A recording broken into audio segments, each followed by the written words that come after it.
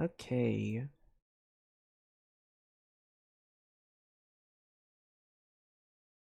Let's see. Does this work?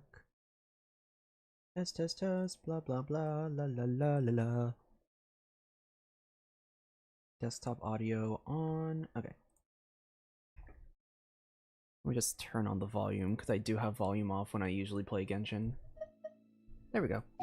Alright. Hello everybody, welcome to the stream. Welcome, welcome, welcome. We are playing Genshin today, as usual. It's version Luna 6, I believe. I'm still trying to figure out how this coding works, or the titling stuff works. I think we're on Luna 6 now, which means Linnea, and her story quest is out. And as usual, on the day of release, I'm going to be doing the story quest stuff for the new character. And I'm really excited for her story. Maybe I'll, okay, let me really quickly just clean all of this. Let me actually put the volume at like 1 for now, because just so I can yap without getting distracted by all the extra noise. And I guess I'll just do these like Milliastra dailies in the meantime.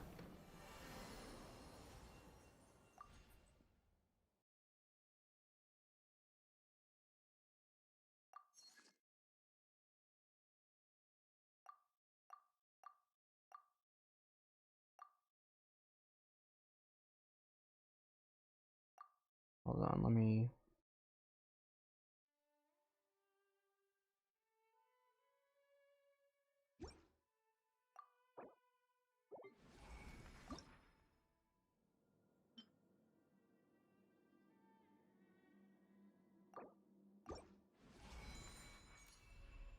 let me stay locked out really quick while we do this.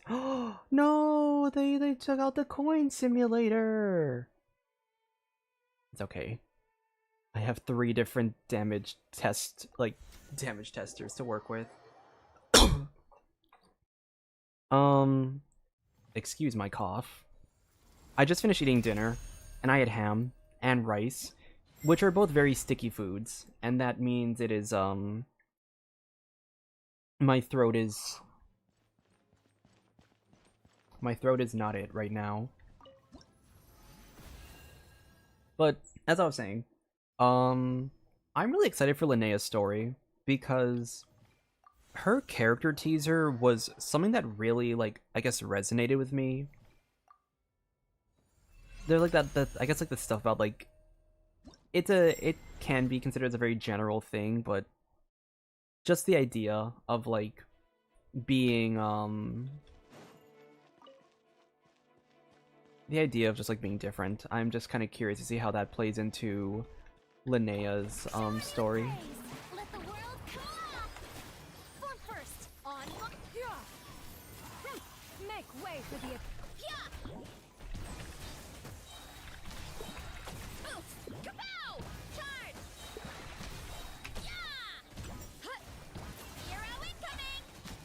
Okay, hopefully that's long enough. I have to do the whole rotation. Strike a pose. Let my name echo and faster, stronger. Let's stray clouds converge. Headbutt. Hero incoming. Yeah. Yeah. Charge. Yeah. Hut. Charge. Yeah. Shower me with praise. Let the world come up. Quick as a flash. On my. Yeah.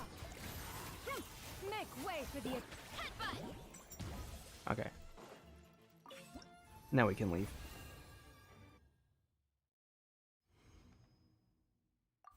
What was I saying? I lost my train of thought. Yeah, and that's it. So I'm pretty curious to see how they like I guess like how they play with the story itself. I'm curious to see like how I guess I have a feeling that this Linnea quest is gonna be on the more like personal story quest end and not like because I think a good example is like Varka's quest was very much a like it was more of a Mondstadt interlude that kind of like masked itself as um a story quest.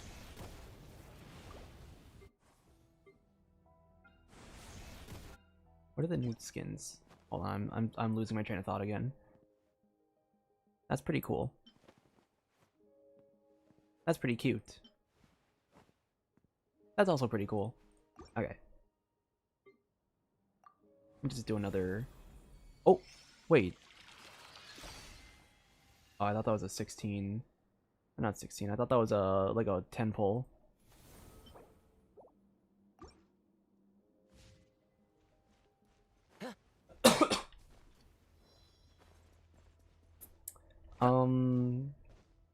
What am I trying to... What other stuff is going on? Oh, I finished... The reason I was late for stream is because I was making a new video. I was recording something new, so that's fun.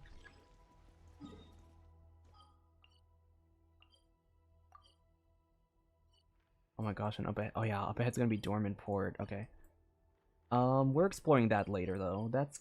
I think I'm gonna save the Dormant Port stream for next week. Either this weekend or next week, because I have a few... I'm kind of... Okay, here's what's happening. I'm kind of in my Minecraft phase right now. And I know for a fact that I'm gonna be really, like, hard stuck on playing Minecraft for a while. So I am kind of, like, letting myself, like, I guess, indulge in that.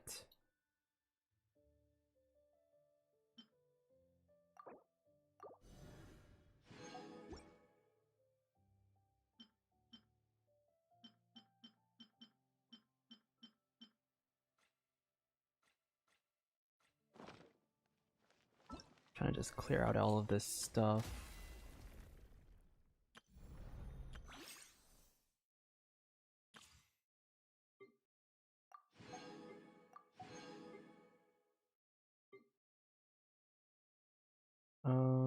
We can do the test runs really quick.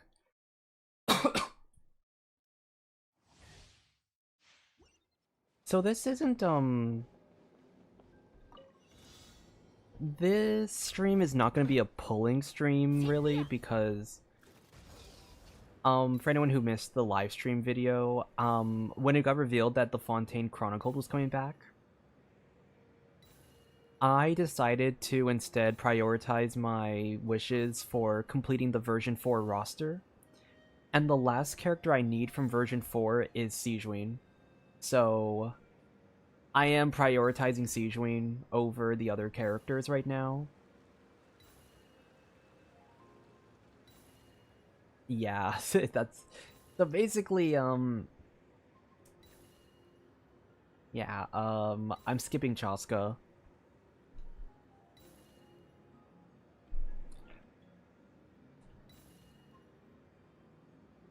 Or you know what I'm gonna do? I am gonna do like a single, I'm gonna do a single 10 pull. So...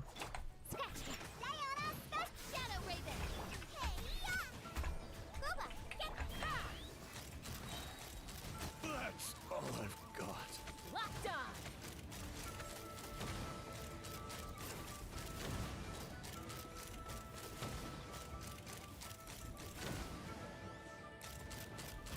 Bullseye! Bullseye! I got it! Knock him down. Pull it down a notch. Can't handle your drink. By royal decree, you're toast! Let's fly.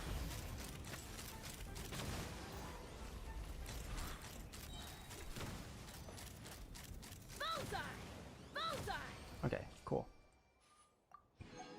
Okay, so let's do the Linnea stuff.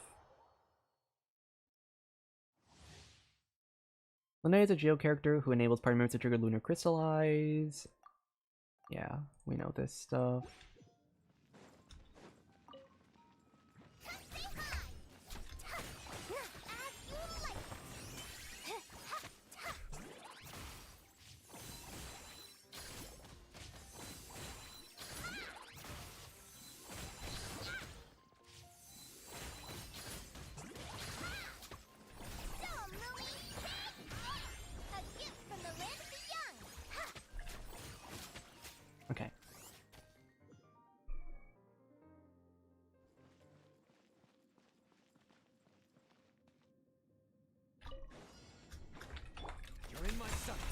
gone, Shadow of Dark. Come say hi! Like it or lump it! Shine like a gemstone!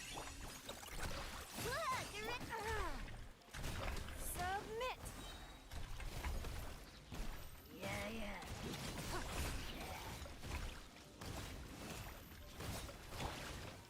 A gift from the land of the young! You got this. Behold the dawn. Go claw!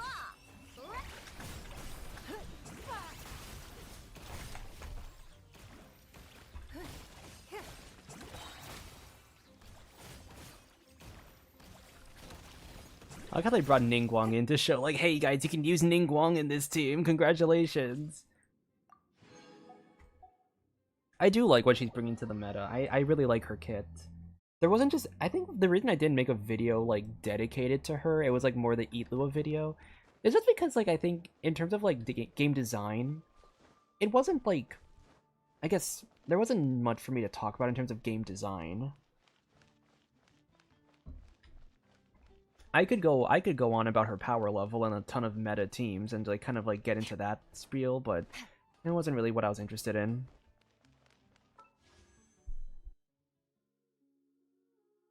Okay, so to satiate my gambling addiction, we're gonna do 110 pull. Maybe if I'm lucky, just to see, fingers crossed, maybe I'll get C2 Eat Lua, and we can call it a day. But I'm only doing 110 pull because I do have to save all of my wishes for the next half of the banner.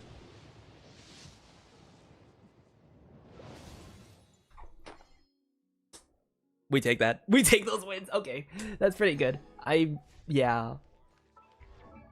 I needed C2 Eat Lua because I didn't have that. And I do have Monserenade, which kind of needed C2 to function properly. And I believe Ino is C3. Just a little more and she'll be C6. But okay, that's all I wanted to do for the pulling. I'm not gonna pull like pull for Chaska. Okay, and then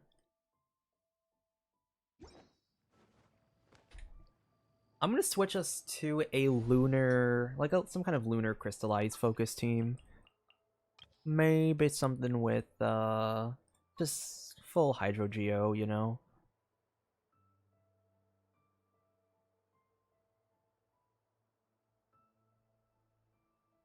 Eat Lua, mate. Yeah, you know what? Fuck it. Eat Lua.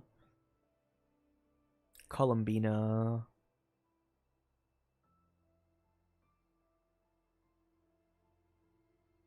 You know, we actually do have like the flexibility to run a...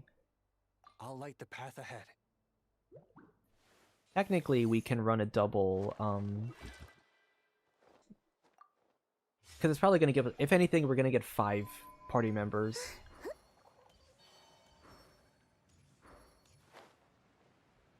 And then... You only asked for a shop. Oh. That's right, I forgot about these.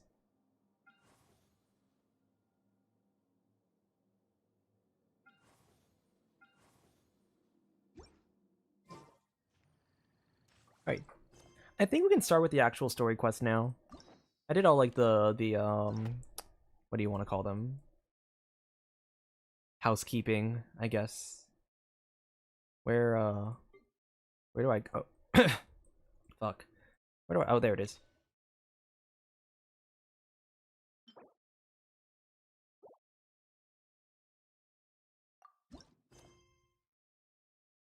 Following a tranquil stay in Nodcry, you check in with Catherine to see if anything noteworthy has happened lately. And then we're enabling... Oh, I'll have to turn up the volume after this. Hold on. Alright, let me up the volume. Let me actually read the description of,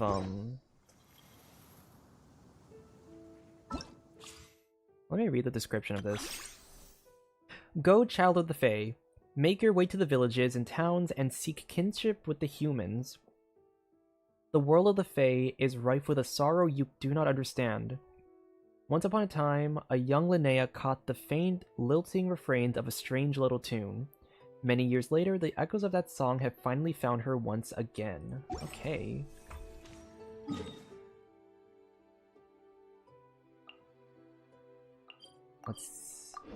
Let's see where this takes us. Ad Astra Abyssosque. How can the Adventurers Guild help you today? It's been a while since we last came to see you. Got any exciting commissions for us? Things have been rather quiet in Nodcry lately. The commissions currently on our books are all very routine. That being said, the Frostmoon Scions are preparing to host some sort of event. They've approached us with quite a number of requests for supplies. Apparently, it's going to be quite a large gathering. The Frostmoon Scions? Well, it can't be another Moon Prayer Night. Do they have some other big festival that Paimon doesn't know about? I heard it's a friendly sparring competition for animal friends. Something called the Spirit Envoy Championship. Animal friends? Sparring? That's right. The Frostmoon Scions have always advocated coexistence with nature, encouraging their followers to build positive relationships with the beasts of the wild. At the same time, to ensure their animal friends build the strength to withstand hardship and disasters, they put select animals with whom they share a special bond through a unique sort of training. Pokemon! The Spirit Envoy Championship is designed to find the strongest human-animal pair by means of friendly sparring. In previous years, the competition was restricted to the Frostmoon Scions only, but this year, participants from all over Teyvat are invited to join. I understand that the Frostmoon Scions have even prepared a generous prize for the winner. Ooh, does that mean we can join too? Time to put you through your paces, Paimon. What? You want Paimon to fight? Yep, get in the ring. While you two certainly share a remarkably deep bond, I believe that would be against the rules. Apparently, in a previous competition, someone entered an extremely rare and powerful partner. After this, the rules were clarified to state that only common animal species and their variants can compete. I guess that rules Paimon out. Ah, what a shame, huh? Paimon was totally looking forward to making a super cool entrance and then... Paimon is the winner! Sucks that the rules got in the way. Looks like Paimon won't get a chance to show off her skills. Unlike, all those other times. Yeah, those other times. Anyway, who else do we know who might want to take part? If you're unsure of what to do, why not ask one of our advisors for help? Advisors? Since when does the Adventurers Guild have advisors? The guild has always had a team of advisors on hand to assist our fledgling adventurers. Of course, few of them would be qualified to assist such world-renowned adventurers as yourselves. But as luck would have it, one of our top advisors has recently returned to Nodcry from a trip away. And that's Linnea. Her expertise is varied and broad, and she often gives lectures at Speranza. If you have any questions, you could try asking her for help. She sounds impressive. But you're right, Catherine. It would take a lot to teach us something new. Let's go put this mystery adventure advisor to the test.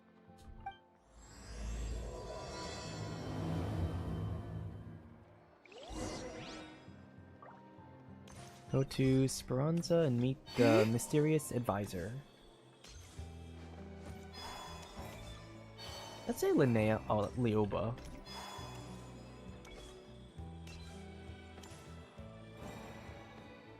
Oh, there you are. All right then. Next, let's go over some more tips for adventuring in Nodcry. If you found yourself getting hungry in the wild, what are some things you could eat? That's easy. Lacca berries, midsummer berries. There's loads of options. Correct! 10 points to you! I love that. I love this Lumi. That must be who Catherine was talking about. She looks pretty young for an advisor, though. How knowledgeable can she really be?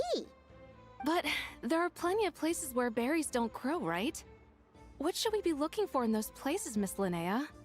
Good question. I'm glad you asked. That's exactly what I wanted to talk about next. Does everyone recognize this mushroom? Based on the color... This is an edible one, right? Doesn't look poisonous to me. Isn't that the mushroom that Tainari ate in, the one that caused, like, hallucinations? Wrong answer. This here is a brown-capped mushroom. It looks harmless enough, but eating it will give you hallucinations. I can't believe I recognized that shit from 3 years ago. An unsuspecting adventurer once used a handful of these to make a pot of mushroom soup. Next thing you know, he was trying to foxtrot with the wild hunt. Luckily, he was spotted by a fisherman passing by who managed to save his life. But it was a close call. That sounds so dangerous. You bet! Adventuring in the wild is no joke. All right, on to the next. Does anyone recognize this plant? Can you tell me if it's edible? Where is that from? That's, what's it called? Like the ice... Fuck, what's it called? Isn't that Columbina's? Isn't that Columbina's material? No, I think that's... No, is it Duran's? No, it's Columbina's. I think. Isn't that a winter ice leaf? Ice leaf? That's how you pronounce that? I thought it was like a play on words for azalea. So you pronounce like Icealia. I thought it was a play on words this whole time. What do you mean it's actually pronounced an Isley? They say that the King of Winter Isley and the King of Midsummer Oak are sworn enemies. If Midsummer berries are sweet and delicious, I guess Winter Isley leaves must be horribly bitter. I don't like that. I don't like that it's called an Isley leaf. I really wanted it to be called an Icealia. I wanted that play on words so badly. Why are we so boring today? Paimon knows the answer to this one. Winter icy leaves might not taste good in food, but you can brew a nice tea with them. Huh. Oh, impressive knowledge, Paimon. Where did you learn that? At the flagship. Once, when Paimon was eating some yummy food there, Dimyon mentioned that one of the drinks in their roulette special has winter isley in it. Who are... it looks like we have an expert attending our Q&A session today. Well, I hope you're ready for the next question. Oh. Bring it on! Every adventurer knows to pack a compass and a map before heading into the wilderness. But where would you go to buy these things? Listen up, everyone! The answer is... the Adventurers Guild! Oh, really? But I hear Mimas Brunner Books sells them too, and at a Oh my very gosh, she low has price. glasses too now. Paimon's done her research. The boss of that place tries to pass off cheap knockoffs as the real deal. Don't be fooled! Well said. But even with a high-quality map and compass, the wild can still be a dangerous place. What should you do if you're being chased by a monster you can't fight off? Seek help from the Ratniki on patrol. Correct! Although the Ratniki's main duty is to deal with the wild hunt, you can always ask them for help if you run into serious trouble. While we're on the subject, some adventurers have found they can use the territorial nature of radiant beasts to their advantage. Lure a monster into their territory, and they will fight each other instead of you. I wouldn't recommend doing this, though, as you may instead find yourself fighting 2 enemies instead of 1. Final question. This is an important one. Which place in Notcry is an absolute must-visit for travelers from abroad? Just one? Oh, that's a tough choice. There's the Frostmoon Enclave, Star Sand Shoal, Blue Amber Lake. They're all so pretty. Then there's the Voynich Guild, the flagship, and so many other shops worth visiting. In truth, there's no right answer to this question.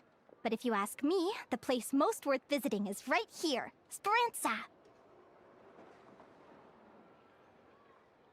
Aw, she has like the nostalgic. I Why? see. Simple. This was once my home. So this final question was more like a little bit of shameless self-promotion. You can get delicious not-cry hot dogs and lacquerberry madams. And if you're not too hungry, just order a slice of midsummer tort. And listen to the entertaining rumors the children like to tell. That's it for today's lecture. Tomorrow, I'll be heading to the Frost Moon Enclave to take part in a competition. If you have any questions, you can ask at the Adventurers Guild, where the other advisors will be happy to help. I love her personality. I love that so much. I haven't met many adventurers who can keep up with me. Consider me impressed. Oh my, her animations are so fluid too. Likewise. You really know your stuff. You're everything Paimon would expect from an Adventurers Guild advisor. Huh? What's the deal? Don't get so close! Traveler, there's something wrong with her! I think she's gonna eat Paimon.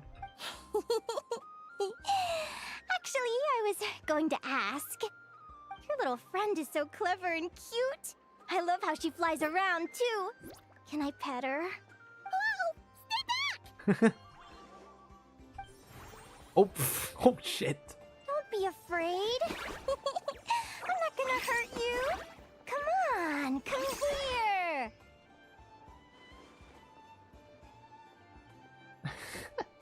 I'll protect you, Paimon. I'm sorry. I got a little bit carried away again. My name's Linnea. I'm an advisor working for the Adventurers Guild. And I promise you, I am not some sort of weirdo. Debatable. Let me make it up to you. You want something to eat? Here, try some midsummer tort. It's delicious. Phew! You gave Paimon a fright. Paimon's never met someone so, how to put this, enthusiastic as you. I was fighting to keep a lid on my curiosity during class, but then I just lost control. Anyway, let's get this back on track. Could you tell me your story? How did you two meet? Easy. She was drowning. I fished her up. I'm just that good. You tell Linnea how you and Paimon met. What? You fished this little cutie out of the sea? Can you tell me where? A visit to that beach is going right to the top of my bucket list. You'd be wasting your time. Paimon is one of a kind. You could sit on that beach for 100 years, but you'd still come away empty-handed. Is that right?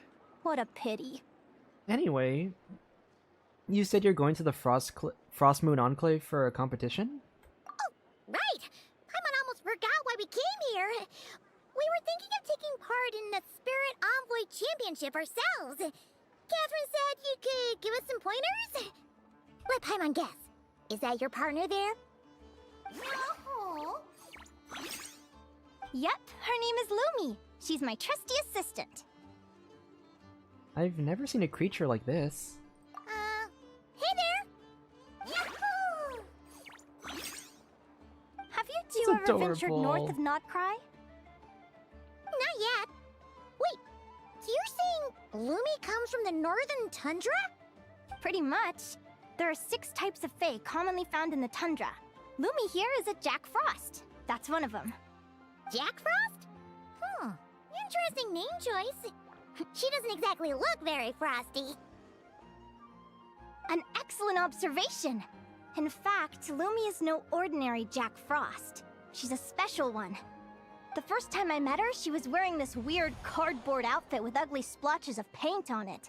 As if she was trying to disguise herself as a regular Jack Frost. Bro, they brought Mimikyu into Genshin. I stayed and watched her for a while, and I discovered that some other mean Jack Frosts were ganging up and bullying her because she looked different. They stole all the food she'd gathered and kicked her out of her sleeping spot. Lumi couldn't fight them. She had nowhere else to go, so she found an old cardboard box, painted it blue, and put it over her head, hoping to blend in with the group. Whenever she was discovered, she'd get beaten up, and the rest of the time she lived in constant fear. Until one day, Seeking shelter from the rain, she clung to me and wouldn't let go. We've been partners ever since. What a story! Oh, poor Lumi. Sounds like she's had a tough time. Yeah? Like, why is it the reaction? Poor Lumi. I bet she's had such a tough time. Yeah, they beat me up. Yahoo! As for why Lumi is so different from other Jack Frosts, I'm still looking into that. I'm thinking it's either a mutation or an atavism. Or maybe some sort of curse? Just the question. The little question mark is adorable. It's like, what's an atavism? Hopefully I'll find the answer one day. But either way, we're best friends for life. Nothing can change the special bond between us. Speaking of which, given how long it can take to build a strong bond with another creature, if you're serious about entering the competition, my advice is to pick an animal friend that you're already pretty close with. Otherwise, the odds are gonna be stacked against you. An animal friend I'm close with, huh? Actually, we're kind of spoiled for choice on this one. Who do you think would be the best fit? I need to consider this carefully. We're gonna pretend. Here's the thing, I didn't do...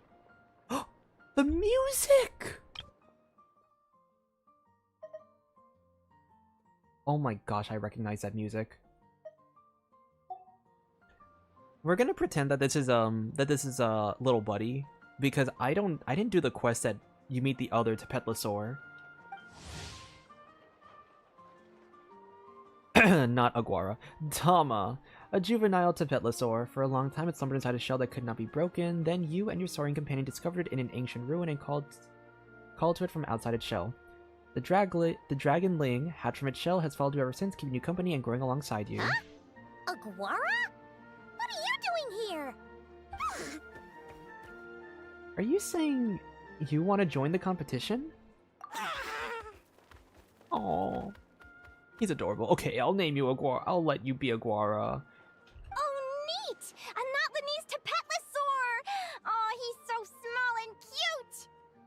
He seems to really like you guys. I'm sure he'll make a great partner. All right, let's do our best, Aguara. Huh? What is he doing here, though, is the question. Oh, look at them! Fast friends! Play nice, you two! They both seem pretty sociable. No wonder they get along so well. Well then, there's no time to lose. Let's go get you signed up. Go to the arena at the Frost Moon Enclave.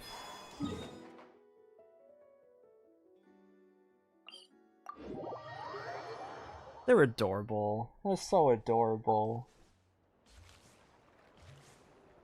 I'm really curious to learn about the Fae. I think that's like my big, like...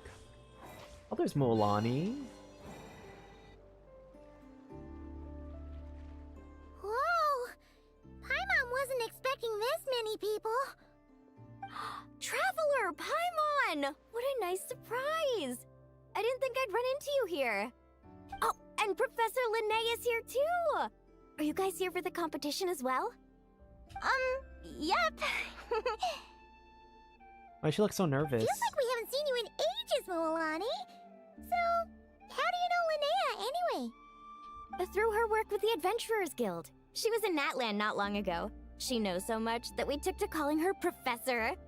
Speaking of which, you never answered my question. If a Caholosaurus and a Kookasaurus got together, would their babies be able to fly in the sky and dive underwater? 'Cause that would make a pretty awesome Saurian companion. That's almost certainly impossible. They're completely different species. Ah, well, that's too bad. Hear that, Mamala? Guess I can't do any matchmaking for you in the Flower Feather clan after all. What?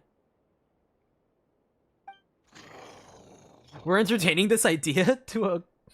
Wait, are we actually entertaining this idea? So, you have a thing for Kookasaurs? Oh, I forgot Ito was coming in what all the too. commotion was. Looks like this is where it's at. Ito, what the heck? Either Paimon's seeing things or you're not here for the competition too, Who are you? Don't tell me he's bringing his beetle. Why else would I be here? Cost me an arm and a leg to get a boat all the way to this Crod Nye place. Crod Nye? It's not Cry. Hey there, I'm Ualani. Are you a friend of the Traveler and Paimon Stew? I sure am. Nice to meet you.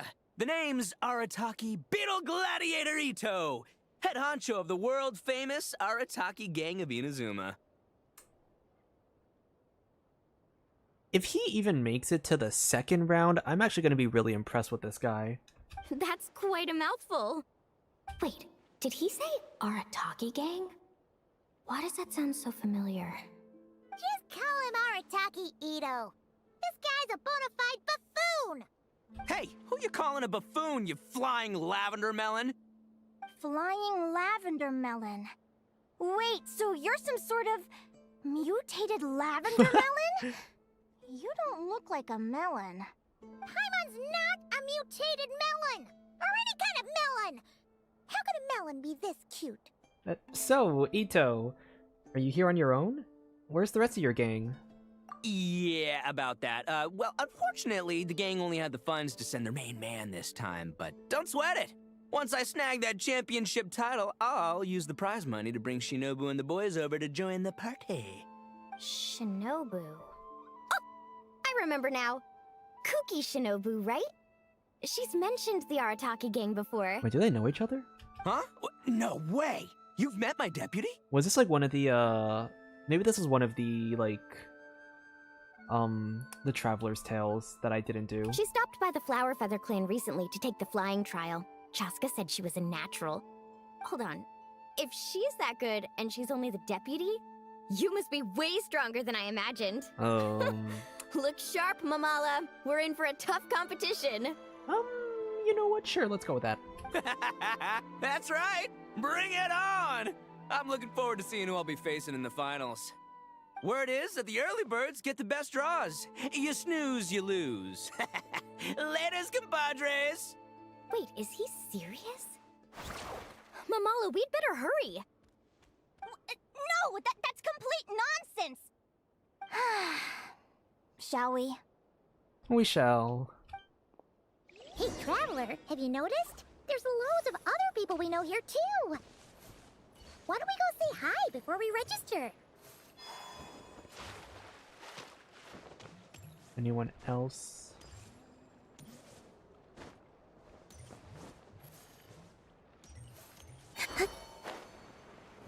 Those are all NPCs.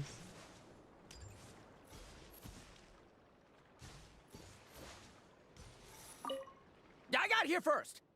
No way! My Sharky surfboard clearly beat you to it.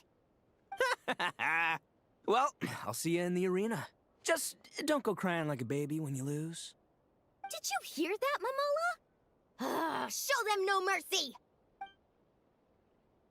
Show no mercy. Wait, fuck, who is that from? Show no. Jing Yuan. So I saw. Okay, I don't know if there's anyone over there. Over here is.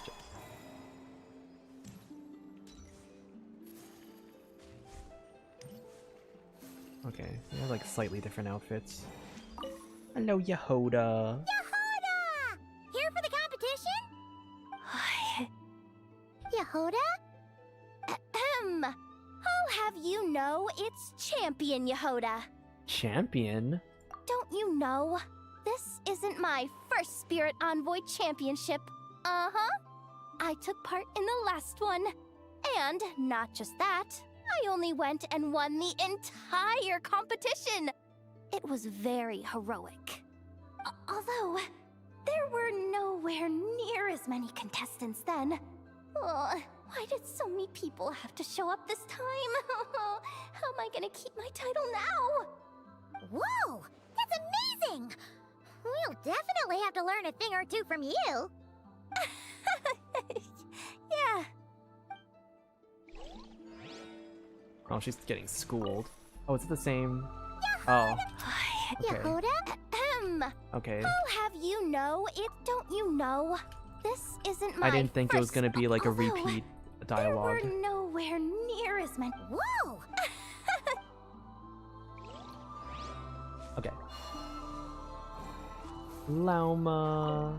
This is the biggest turnout we've ever had by far. We need to be extra vigilant to maintain order in the arenas. I've made all the necessary arrangements. I'm feeling more nervous than I expected. Don't worry. You'll be fine once you get into the swing of it. Thank you all for your support. Be sure to let me know at once if any issues arise.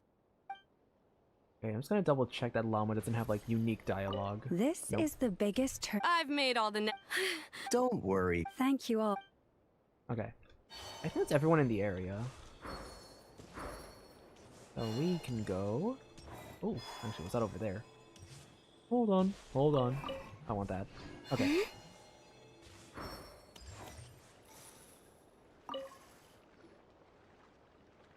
Thank you all for signing up for the Spirit Envoy Championship. Due to the high number of participants, a preliminary qualifying round will be held to determine which 16 contestants will progress to the competition itself. Prior to the semifinals, all matchups will be determined by drawing lots. Please also note that there are 2 arenas, which will be randomly assigned after the draw. Do you have any questions? Where do we go to draw lots? Right here. After registration closes tomorrow, make your way here to draw lots for the qualifiers. I wish you all the best of luck in the competition. Alright, then we'll come back tomorrow. Lumi, Aguara, how you doing? Nervous? Yeah. Great, that's the spirit. Wait till the following day. Cool.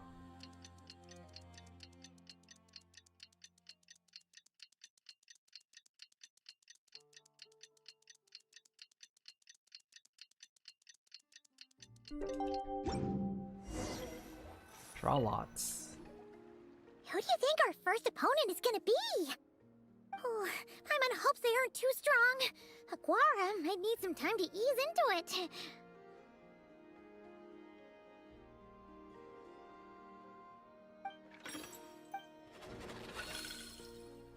Your opponent is Arataki Ito and his partner Crimson Staff. Oh, the results of the draw are out. Oh, let's take a look. Your opponent is... Arataki numero uno Ito?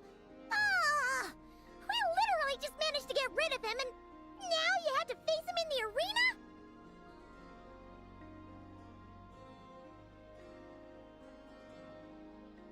Oh, sorry. Looks like we won't be facing him in the finals then. Well, either way, it never pays to underestimate your opponent, okay? This is your first match, so be sure to make it count. Ah, I see you've been assigned to Arena 1. I'm in Arena 2. Guess I'll see you after the match. Good luck! Don't fall at the first hurdle now. We won't! Good luck to you and Lumi, too! I'm worried.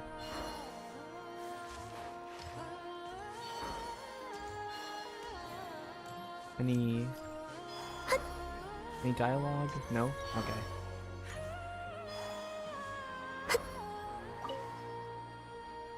Welcome, spectators! I'm your host, Jaswava. The qualifiers are about to begin. I trust everyone has found their groupings. The contestants for this match are the Traveler and his partner, Aguara, versus Arataki numero uno Ito and his Oh my God, partner, that Crimson smirk. Staff. That damn smirk. Well, this has come sooner than expected. I was hoping to face you further into the competition. Go Crimson Staff! You can do it, Aguara! You show that beetle who's boss! Great energy from both I feel like we're gonna contestants. just- Now, without I feel further like we're gonna ado, just eat the let beetle. the match commence. I would not be surprised if we just eat the beetle. Alright, let's see how this beetle actually fights. In the Spirit Envoy Championship, both contestants will command their partners in battle. The side whose HP is depleted will be disqualified from the competition. In the basic combat phase, contestants need to select attack moves for their partners based on the information they have observed. There is a counter relation between attack moves. Using an attack that counters the opponent's can deal massive damage while ensuring that you take no damage yourself. In the basic combat phase, different opponents have different fighting styles. By carefully observing their movements and combining this with other observed information, you can see through certain special attacks. After a certain number of rounds have passed, when your opponent's HP falls below a certain value, you will enter a special combat phase. Participants must make quick decisions within a limited time to command your partner to deal with sudden, unexpected events. If the correct choices are made, massive damage can be dealt. Okay.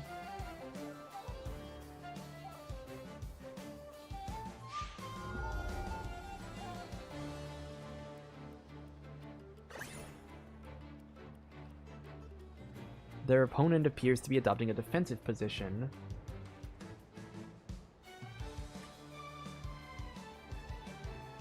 So that means this one does better?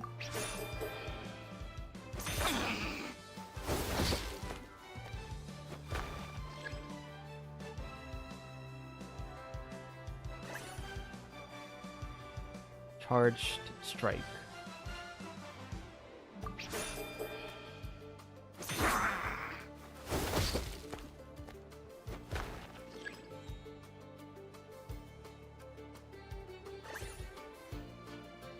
Gathering strength. Is a heavy strike coming? Wait, heavy strike. Heavy strike?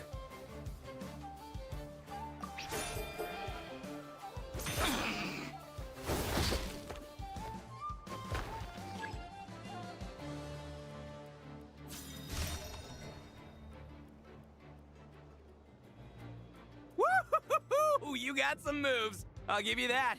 But it's gonna take more than that to defeat the Ito! That's so stupid. I love that. It's time to unleash our show-stopping killer combo move. Ushi, Crimson Staff! Huh? When did Ushi come in? Yeah, Crimson Staff. Look, I wanted to kit you out with mecha armor, but you need to bulk up first. That's why we gotta take on these tough Wait, opponents. that's actually kind of a to big get you beetle. strong. Wait. Okay, I was like, I thought it was gonna be like a small beetle that like, oh shit, like we can probably just like squash that thing. Why is that actually like bigger than my hand? That's kind of, wait, I don't like that. I don't like bugs that are bigger than my Ushi, hand. you and me have crushed countless foes in our time. Now, with the three of us together, ain't no one gonna stand in our way. Finish them! What is that face?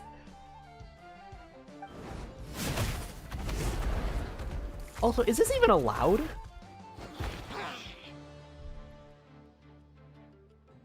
Surely this is against the... I kind of want to see what happens here. Time out! The bull. Ushi, was it? Yeah. Is there a problem? Arataki Ito is disqualified for fielding an additional animal companion. The Traveler and Aguara are the winners! Huh? It's one animal per contestant. That's the rule. Let this be a warning to everyone. But me, Crimson Staff, and Ushi are one. We should only count as one contestant. Hey, what? Oh, come on!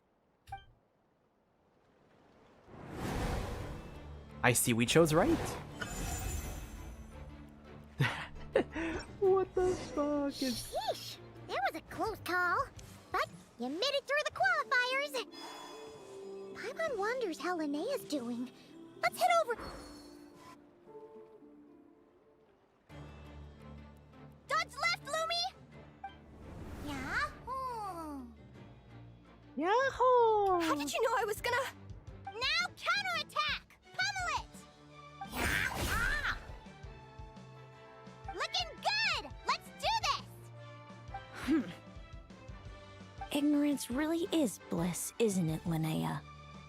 But it won't last forever. Who is that? Why is she staring at Linnea? Do they know each other? And it's all over. We have a winner. Congratulations to Linnea and Lumi. You're through to the next round. I can't believe it. My Iku torso. Good job, Lumi. Oh. Traveler, Paimon, how did your match go? We won too! You and Lumi were really in sync. Thanks, that means a lot. Yeah, I think we performed pretty well out there. Not just Lumi, I was really in the zone today. I don't know how to explain it, but sometimes it feels like I can predict my opponent's next move. I know exactly what to do before I've even had the time to think. So I do wonder if that whole thing with the... Okay, so if that person knows Lumi, or not Lumi, Linnea, because, like, of the changeling thing, I'm curious if that's actually, like, a real children's tale. Or not children's tale, like, I wonder if that's actually real, or if it's just a children's tale. Like, the idea that, like... But she actually, no, her ears. Her ears looked like a human, or not humans, like a phase. So there's no way that she's, like, a human who got swapped out. She'd also have to be a fae. Maybe it's, like, one of those... Maybe it's, like, a thing where, like, Linnea got to live with the humans, but this other woman didn't have that chance. And now she's, like, bitter because she wanted to have a life, like, objectively... Because I guess living with humans would be a better life in some cases. Maybe that's what it is. Maybe, like, Linnea got to have that better life, but the other girl didn't. So now she's, like, bitter. It's almost like I enter a different state of mind. It comes and goes, but it started after I met Lumi in the tundra. Anyway, congrats to both of us on getting through the qualifiers! I love her, like, how her, like, head wings flap like that. Come on, let's head to Speranza! My treat! Hooray!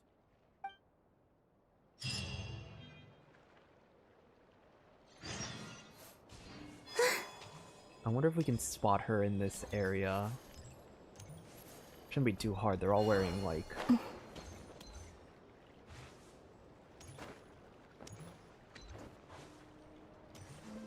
I don't think she's here.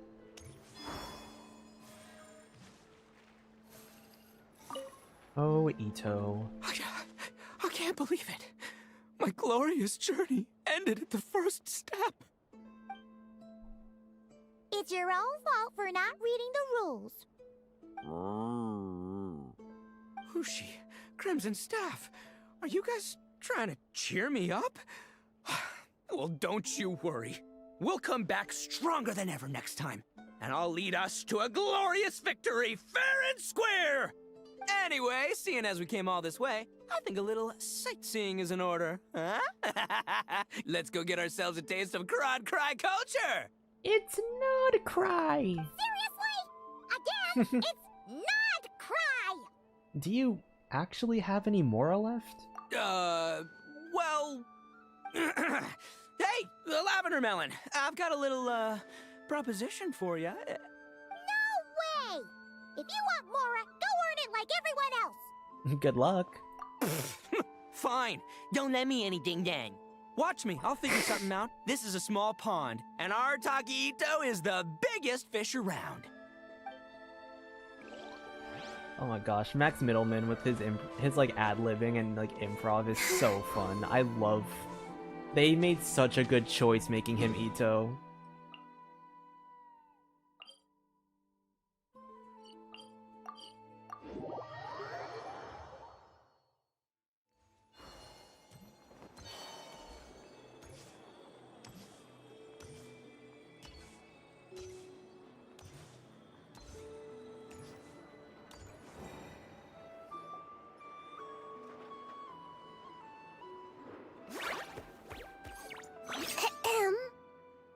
May I take your order? Turns out I'm treating a friend today, so I'd like to order the finest dish in the house. Oh. I take it you're referring to our... secret menu? That's right. Secret menu? Tell the chef to sharpen his knife. I'm expecting surgical precision. Is that a reference to something? Yeah. The Hidden Hero. It's a novel my best friend Helka sent from Liyue. There's the chef, and he fights the bad guys with a kitchen knife. It's really cool. It's her favorite part of the book. She's always nagging Linnea to act it out with her. Psst. Linnea, Do you think Chef Yerba could be a hero in disguise too? He does chop vegetables super fast. Oh, I think it's definitely possible. Not a chance, I'm afraid. Evening, everyone. What can I get you? Why don't you choose for us? I'm treating a friend today. We're celebrating our success in the qualifiers. Sure thing. I'll rustle up a few of my specialties then. Won't be long. Hello? I'm ready to order. Be right there. I gotta go. Let's play again soon, Linnea.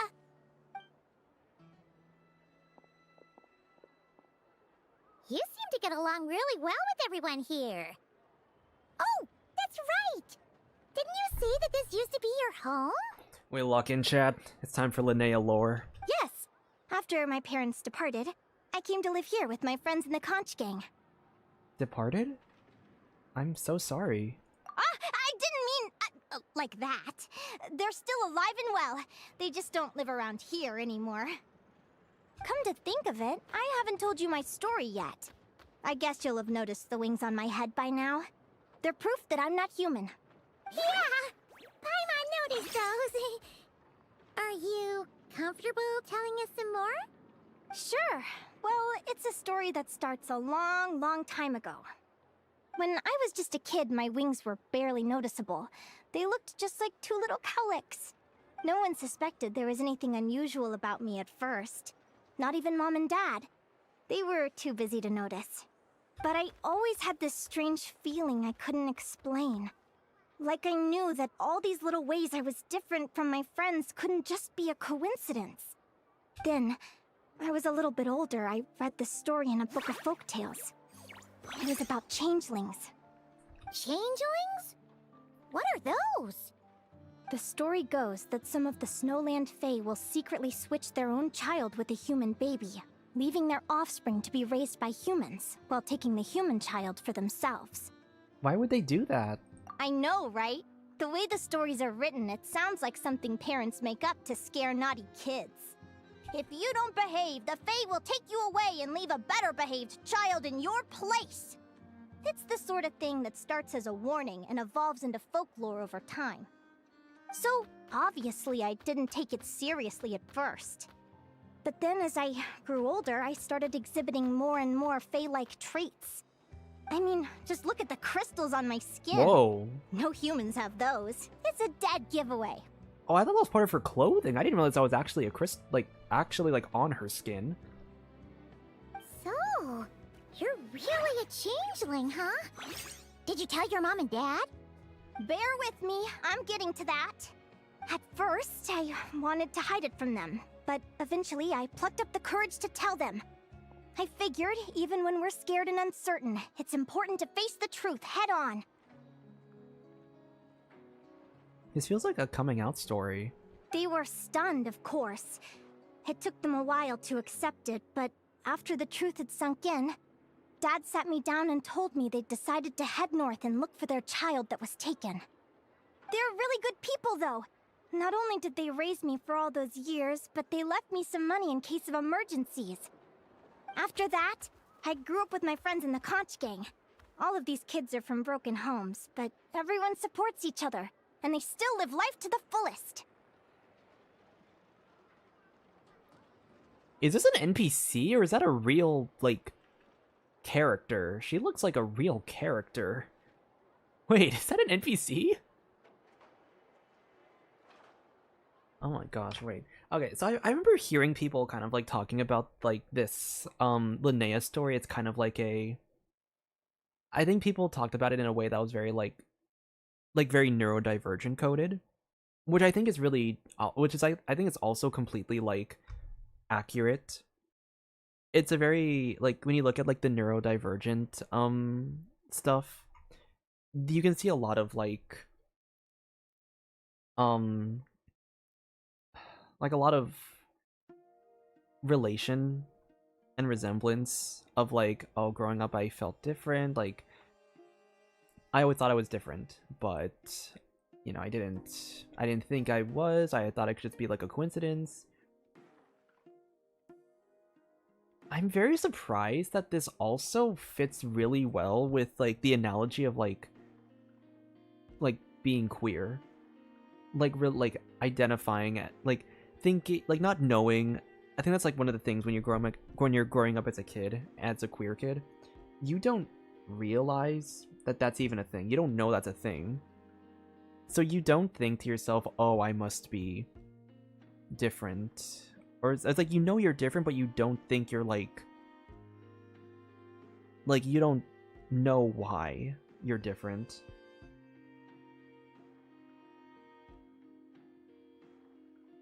And then you start learning like how you start learning about new things, and you start realizing, oh, that might be me.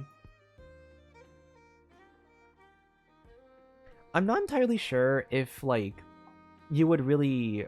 I don't think kids really like come out to their parents when it comes to like neurodivergent related topics, but that's why the coming out part of like I'm telling them that I'm actually a changeling is like something I think is more queer coded as opposed to like neurodivergent coded. But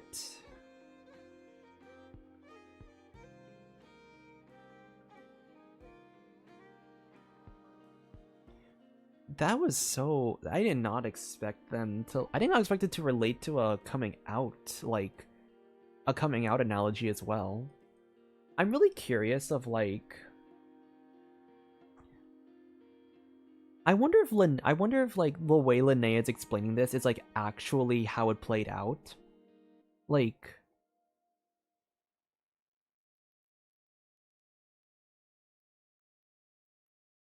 I'm curious if Linnea like came, or if Linnea like what is it? Did the parents actually care? I'm hoping the parents actually cared about Linnea. Or if the parents were like, that's not our real kid. We need to like, like we're just gonna leave her and like go find our actual child. I wonder if it's one of those like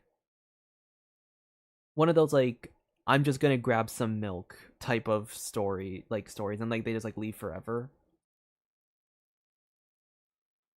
I guess I wonder how it played out, where it's like I wonder if the dad, like the mom or dad, like came back, or like they were gonna come back and be like, okay, we can all be one big happy family where we can all you have a sibling now, or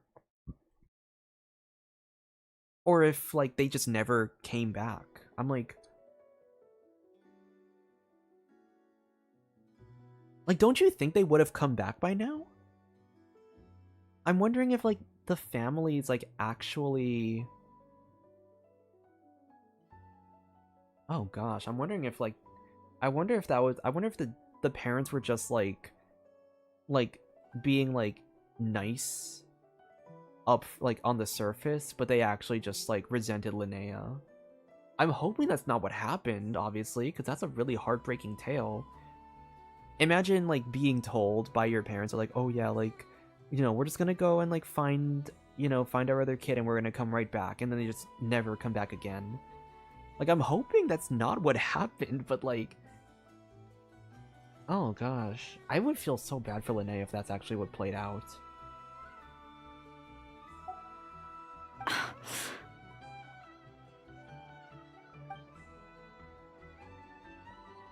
Food's ready! Talking about old times again? Yeah, it just sort of came up in conversation. Whoa, what's all this? You've cooked up a real feast, Yerva. Well, you did say you were treating a friend. Besides, only the best for our old boss. Old boss? Linnea was your boss? So you were the head honcho of the conch gang? Please excuse my ignorance, Don Linnea. Hey, what kind of a reaction is that? Linnea's been a fountain of knowledge ever since she was a kid. She always speaks with such authority. Everyone admired her so much that we picked her to be our boss. But the conch gang's only for children. Once you grow up, you have to leave, so now she's the old boss. I've always found the logic behind that title to be a little flawed. I mean, what happens when the others grow up? Will I be the ex-old boss? Surely it won't be long before I'm the previous former ex-old boss. We'll all be long gone from the Conch Gang by that point. As far as we're concerned, there's only one person that we'll ever think of as our old boss, and that's you. Oh, that's really touching. Well, if it means that much, maybe you could leave a 2,000 more a tip? Much appreciated. Miko's birthday is coming up, so we're pooling our money to get him some new clothes. Sure thing. I'll go one better and give you 3,000. But just this once, all right? I have my own stuff to save for. Oh. What are you saving up for, Linnea? I have big plans. I want to buy a huge ship for scientific research, then take my friends on a voyage of discovery to explore all the mysteries of the world. I want to sail to all the other nations, hear the heartbeat of the jungle, the whispers of the wind, the echoes of the mountains. And one day, when I'm too old for all that, I'll combine everything I've learned into a great illustrated atlas of nature. I wonder how, like, changelings age, because we know that Flynn's can live for, like, thousands of years. And I'm under the impression that Flynn's a different type of Fae from Linnea. I wonder if she'll, like... I wonder if she ages at the... I guess she seems to age at the same rate as these people. Of course, there are other questions I hope to get answers to along the way. Like, what exactly Lumi is, and where my birth parents are. Have you tried to find them before? Well, when I was much younger, I used to hear these strange lullabies as I was drifting off to sleep. Go, child of the Fae. Make your way to the villages and towns and seek kinship with the humans. The world of the Fae is rife with a sorrow you do not understand. They were sung in the tongue of the Fae by kind, warm voices. I can't explain why, but somehow I knew that they didn't want me chasing after my origins. Still, I did visit the tundra once when I was a little older to see if I could find out anything about them. But just being there made me feel uncomfortable. Every instinct was telling me to leave. Is this a playable character? She looks like a playable character, but her outfit, I don't know, I can't tell. It's odd. That place is supposed to be my home, but it feels like I'm unwelcome there. Could it simply be because I'm a bird fae, so I prefer a warmer climate? Oh, I think it's definitely possible. Something tells me there's gotta be more to it than that. The less I know about something, the more curious I am. One day, I'm gonna get to the bottom of it. But enough about that. We're supposed to be celebrating our victories! Cheers! Cheers! Cheers! Paimon can't wait to dig in! I'm stuffed. How about you guys? Yep. Paimon's fit to burst. Let's see. It's a little early to hit the hay. How about we get Aguara and Lumi to try a little sparring practice? The opponents are only gonna get tougher from here. Oh, yep. The one we were going for was, the cheater. Yeah?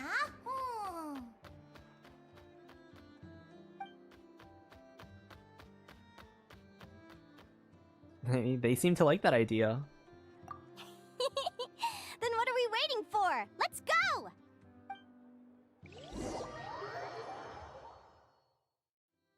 They're very evenly matched. It's strange. When I was battling you, I couldn't seem to get into the zone. I had no way to predict your next move. Oh. Increase in attack and HP? Hey, I'm curious. Why does Aguara have a ribbon tied around his tail? And how did you two meet, anyway? That's a great question. I would also like to know because I never played that quest. Now that's a long story. You briefly summed the events from Lost in the Woods What an and how you came up. incredible Okay, cool. adventure! Just fade right in and out. Someday, I want to go on an adventure of my own. Show Lumi every corner of the world. There's gotta be countless stories out there waiting to be told.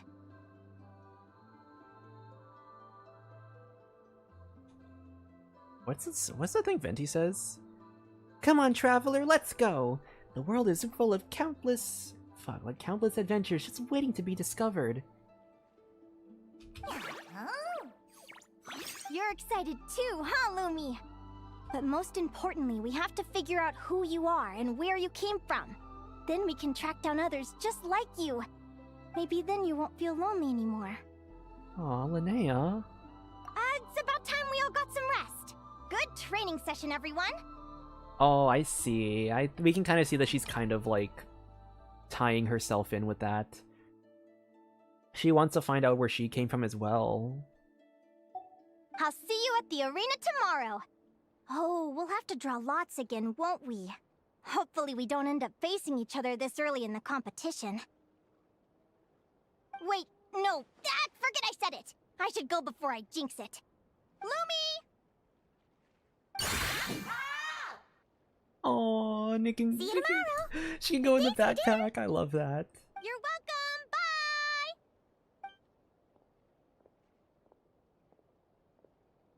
Phew. Let's head back to the flagship and get some sleep. Paimon's eyes are starting to droop.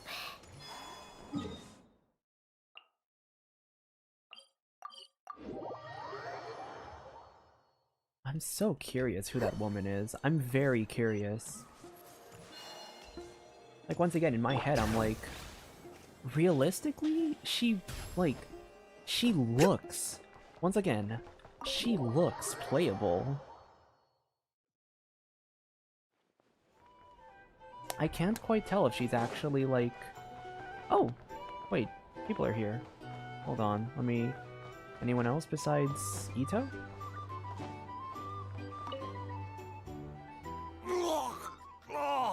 Waiter!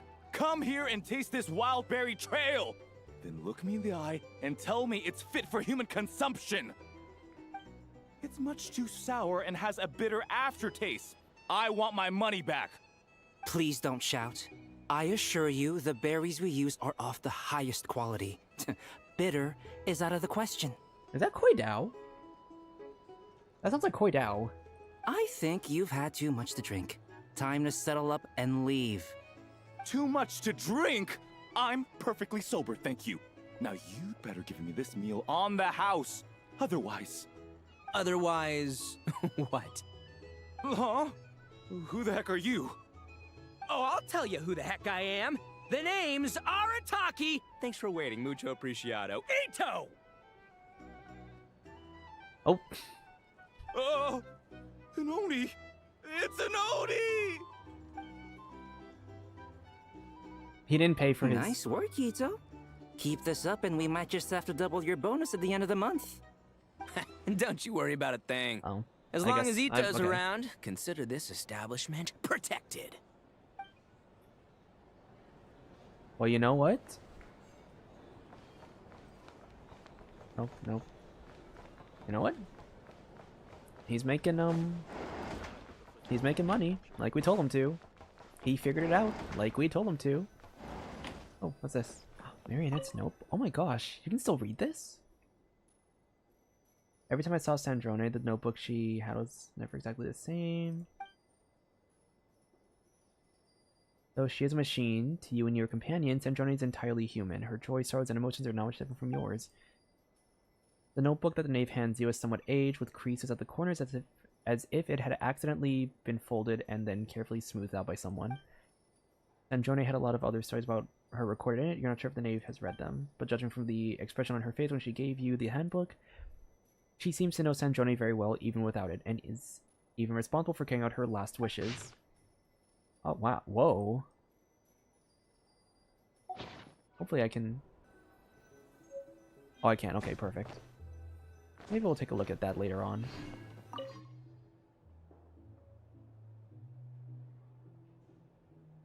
Morning! Oh, is that the time?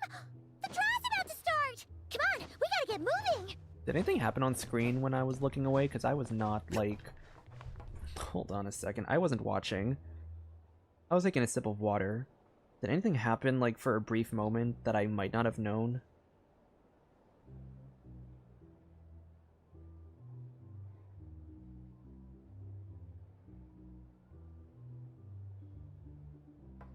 The person in the room next door paces around restlessly all night. Despite the annoying pitter-patter of footsteps, he managed to drift off to sleep. Okay. I just pulled up my stream and like went back like 30 seconds. Interesting.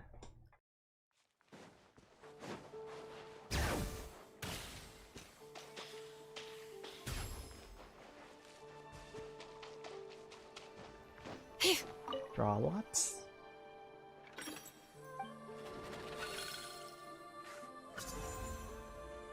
Hania! Let's see. Your next opponent is... Hania. Oh, that name sounds familiar. We met her at the Beast Tamers tournament in Sumeru. She was the runner-up in the Nilupala Cup. Oh, yeah! Paimon remembers now. She's been looking after our fungi friends this whole time. Who do you think she's gonna partner up with for the competition? Come on, let's go say hello. Oh my god, it's gonna be Bongo Head.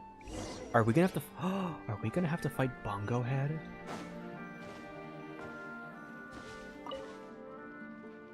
Welcome, one and all. The round of 16 is about to begin. Our contestants for this match are the Traveler and his partner Aguara versus Hania and her partner Fluffy the Flower King. Love. Oh my god, I love that. Golden Comet and Silver Companion. Good to see you again. This'll be our first proper rematch since the Nilupala Cup. I brought my old Sumpter Beast with me this time.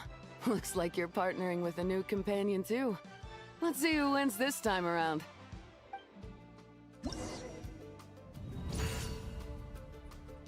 Hopefully this will be a fairer fight.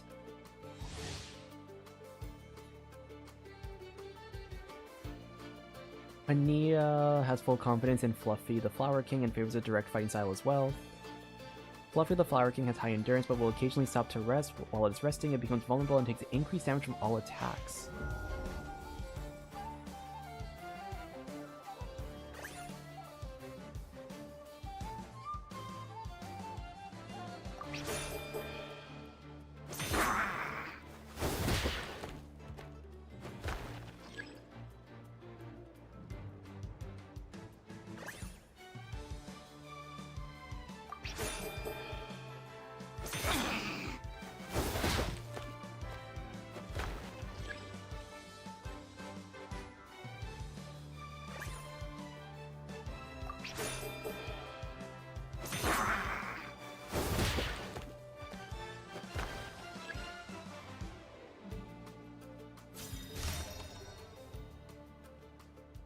Hania uses ultimate. You're even tougher than last time.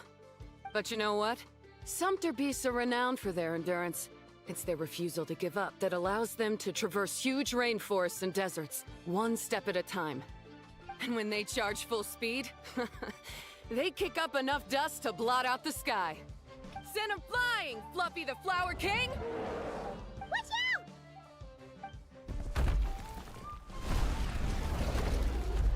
Oh my gosh. Jump on its back? You know what, sure, let's see what happens. What?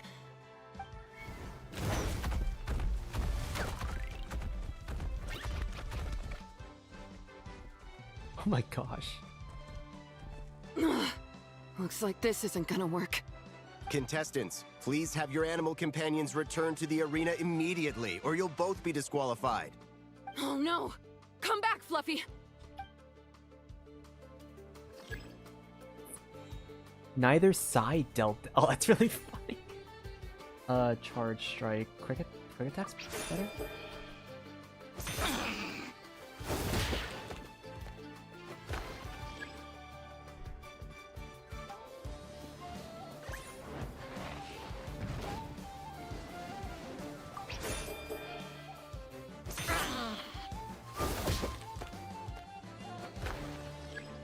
Let's go.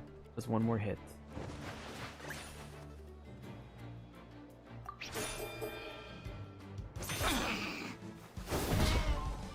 Oh no, it fainted.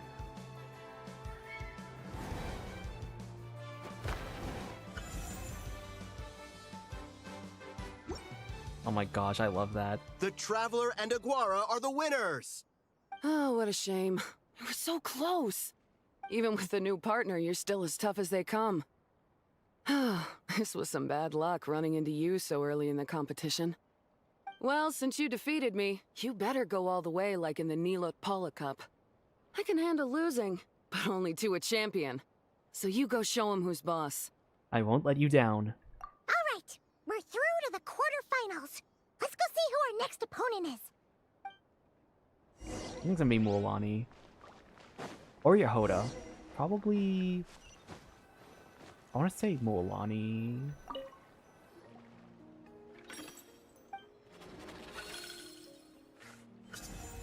Yep. Let Paimon take a look. Next up is... Mualani? Oh, so we have to fight that big Holosaur next? Oh, Aguara, we're counting on you! You just need to believe in yourself. Hey, Paimon noticed something when we were drawing lots. Most of the contestants have given their animal companion a cool title. Shall we come up with one for Aguara too? How about... actually that's a really good one. Ooh, I like the Echoing Flash. Well, Aguara seems to like it. Awesome! Okay, let's head to the next match!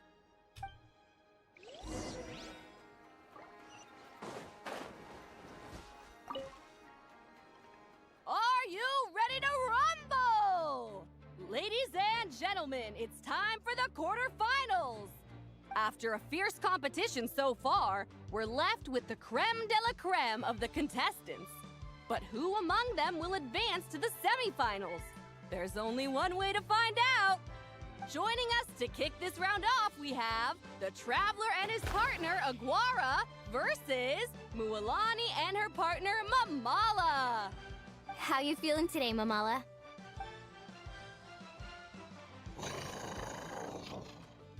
That's the spirit!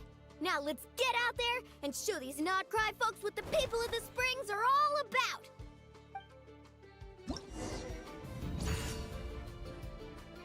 Oh, there it is. Echoing Flash.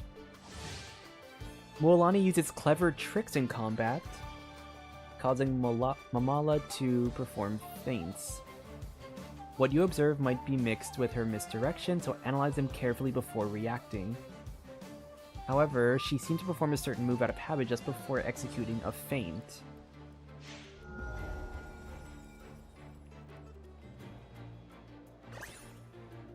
So, okay, so it's like what they do here. So like, hands on hips is a surprise attack. So we'd use defensive for that.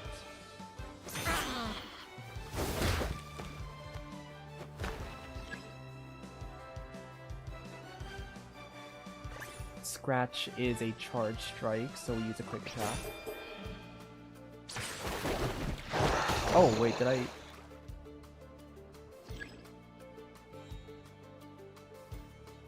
Wait, Scratch is a... what? Oh, what? So, oh, do I have to do like an opposite thing? Oh my gosh, wait, is this actually a real fight now? So, run defensive counterplay? When she looks confident. I see.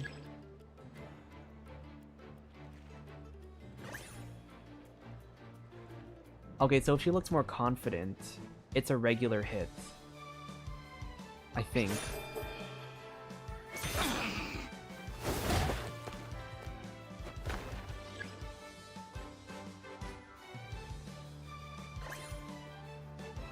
Heavy strike, but she's fainting, so it has to be a quick attack. Oh. Or is it... Oh, or is it just like... Wait, is it... Oh, does it go one back? Fuck, how does this work? Heavy strike, so quick attack.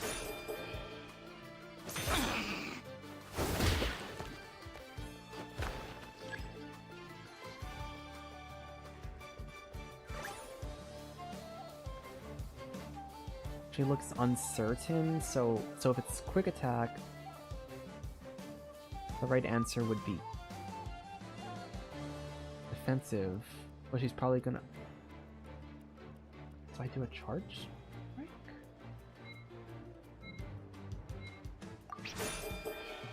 Huh? No. Wait, how does this... What?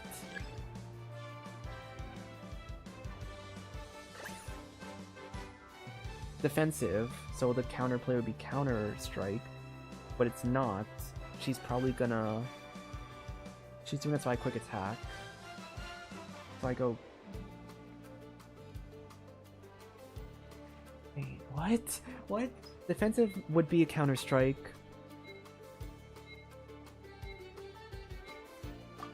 Quick attack? Oh, fuck, how does this...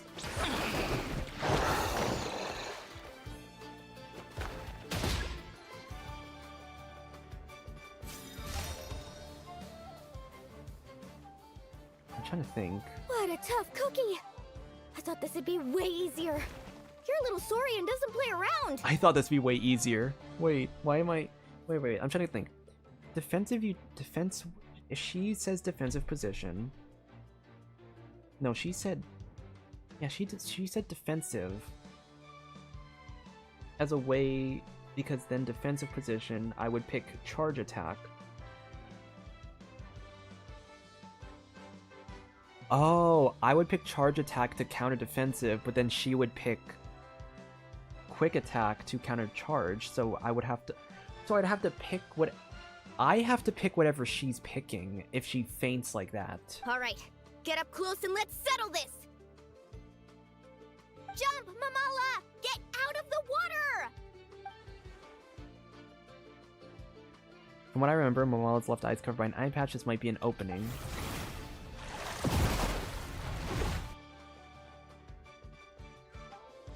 Dodge. Left.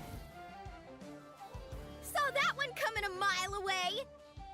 Gepetlosaurs might have the advantage on land, but it's a different story in the water! Mamala! Finish him off!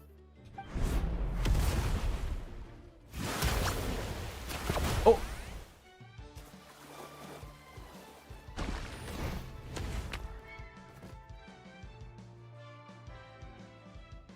Oh no! Did I just get... Retry challenge?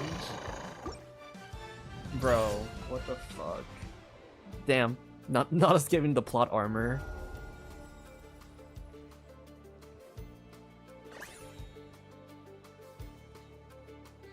Okay, surprise attack. So just play what she plays. No? What?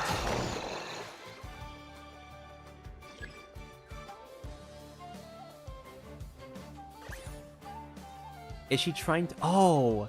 Is she trying to bait out? So we pick... We're not supposed to pick Counter-Strike. Wait. If we pick Charge Strike... What? That she... Okay, so we play defensive.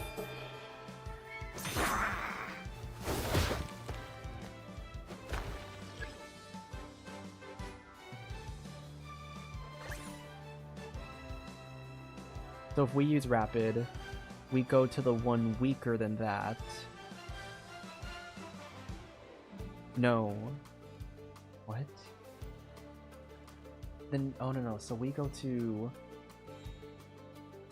Oh, we go to the one that's... What? Yeah.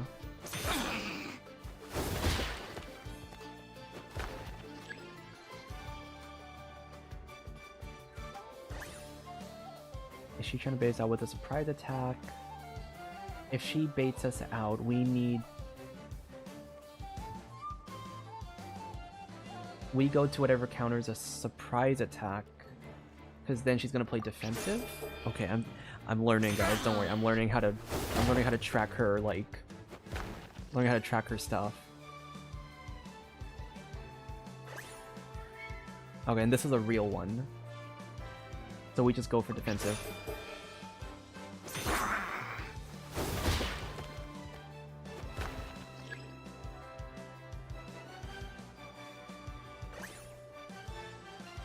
They are adopting a defensive position, so we go charge strike.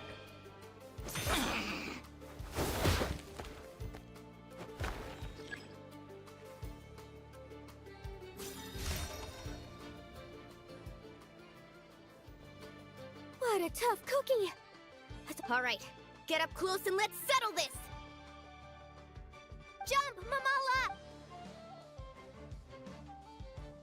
Mamala's left eye is covered by an eye patch. So we had to dodge right? Watch out!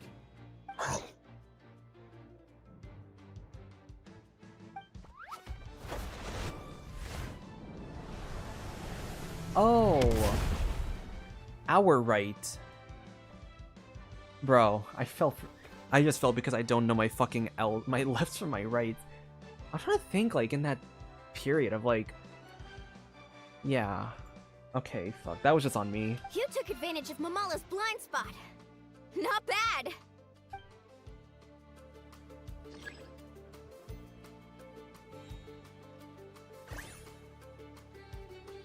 Could charge should be coming, probably, so we're gonna do a quick attack.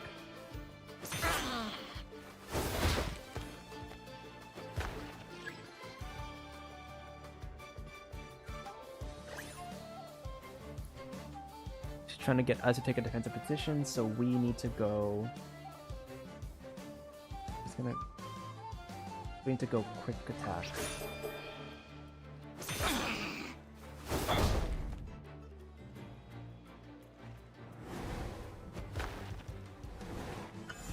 Oh my god, that took a little longer than I was hoping it would take. God damn it, I was falling for those fucking mind games. Mamala has lost the strength to fight on. The Traveler and Aguara are the winners! Seriously? There's no way I just lost. Gotta hand it to you, Aguara. You are seriously strong for your age. That was incredible.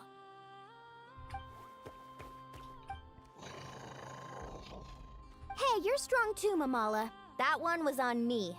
I made too many bad calls. I'm sorry. Keep it up, Aguara.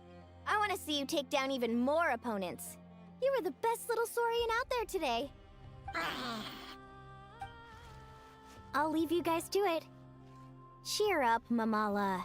How about I take you for a tasty treat, huh? Okay, so we're gonna just ignore the fact that in an alternate timeline, Moalani moved on. We're gonna just pretend that never happened, okay? Wow! That was a nail-biting match! Paimon's heart's still racing! Anyway, Linnea will have finished her match by now too, right? Let's go see how she did! Linnea! Is your match over already? It sure is! Wanna take a guess who won? Probably you. Judging by the smile on your face, Paimon's pretty sure it was you. Correct! I was about to go watch the other matches. Care to join me? The next one's a pretty big deal. Someone called Celino versus the reigning champion, Yehoda. Ooh, we had to watch that. Yehoda's a friend of ours, so we should be there to cheer her on. Perfect. Well, stick around. It should be starting soon.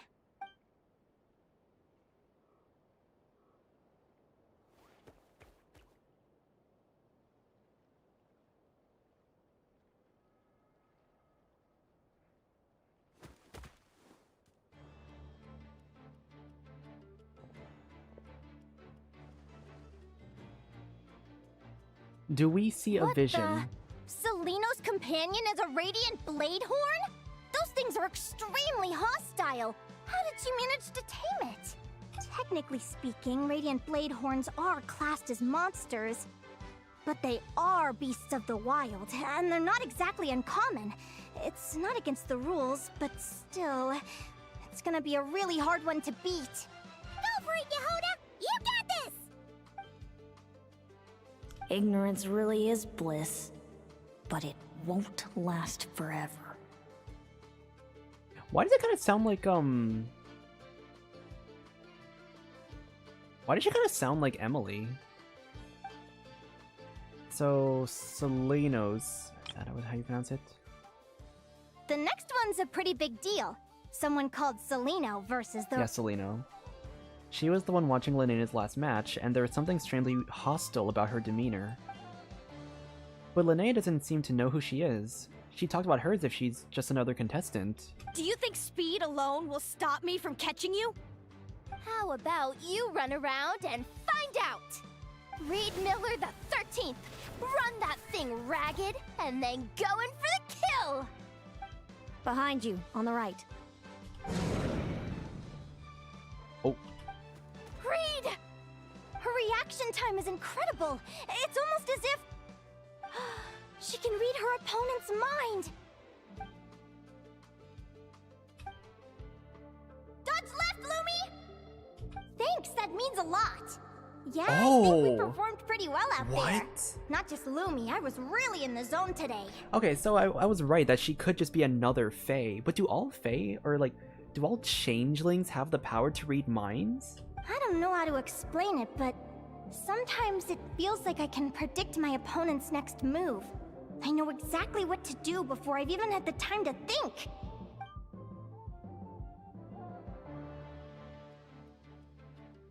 Linnea said something similar after her first match.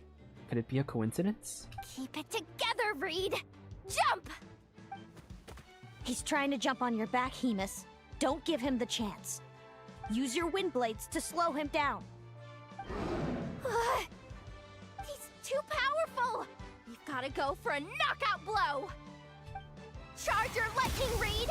Then blast him with all you've got! Do we have like any like vision? Any of these a vision? Deflect it back, Hemus. Oh, this is really... Hold on, wait. That's a really nice picture. That was close. But the outcome is all that matters. Reed Miller the 13th has lost the strength to fight on. Celino and Hemus are the winners!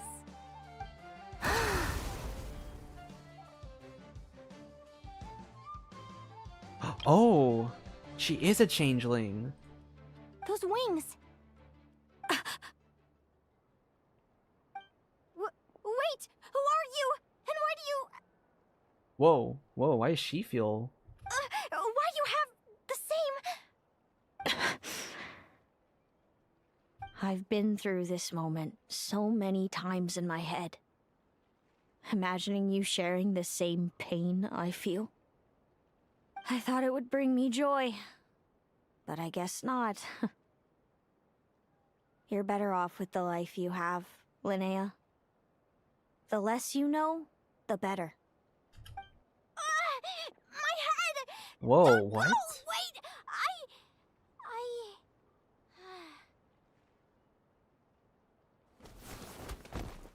Why did she faint? Linnea! What? What happened? Why did Linnea faint? We gotta find her somewhere to lie down! Quick! Hurry! What happened? I'll go get Lauma!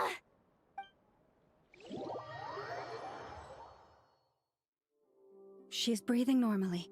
No obstruction of the airways. She just needs a little peace and quiet. Wait, okay. Let's take a little 5 minutes or so. I'm gonna get some water.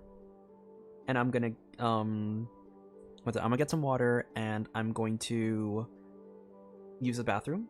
And we'll be right back.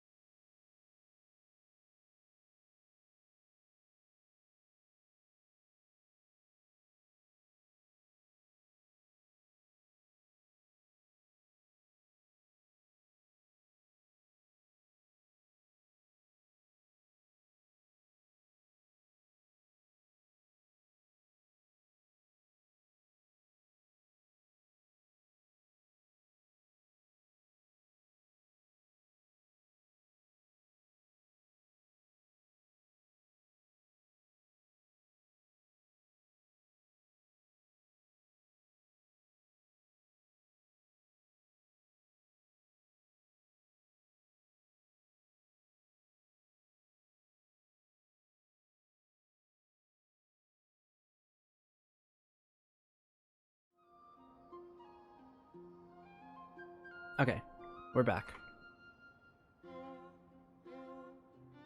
Oh, that's a relief. Thanks, Lauma.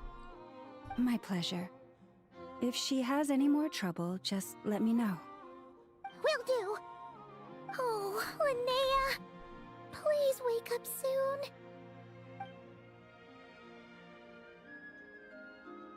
Good morning! Huh? Where am I? Lumi? Lumi! How strange. Where could she be? I wonder how long I was out Wait, for. is she Well, dreaming? I'd better take a look outside.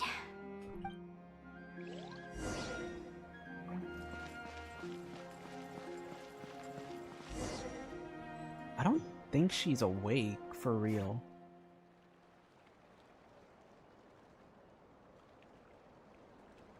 Lumi! There you are! I've been looking all over for you. Is she like dream walking? Like she can like is she like an astral projection type of thing? Come on, say something. Why do you look so anxious? Looks like our contestants and their partners are in position. On the one side, we have Linnea and her partner Lumi, and on the other Wait, side, what? we have Celino and her partner Hamus. Buckle up, folks. The semifinals are about to begin. Wait, how is it the semifinals already? Also, how did I even get here? I don't remember a thing. Oh, I get it. I'm still dreaming. You can do it, old boss. Even if this is a dream, I can't let my supporters down. What? I'm gonna give this my all. We're up, Lumi. Let's show them what we've got.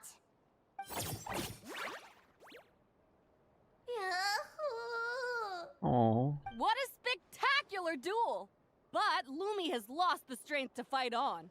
Meaning, Celino and Hamus have earned their place in the final! Huh? What's going on? They're saying I lost already? This dream sucks. I want to wake up right now. I've heard that if you try really hard to open your eyes, you can force yourself awake.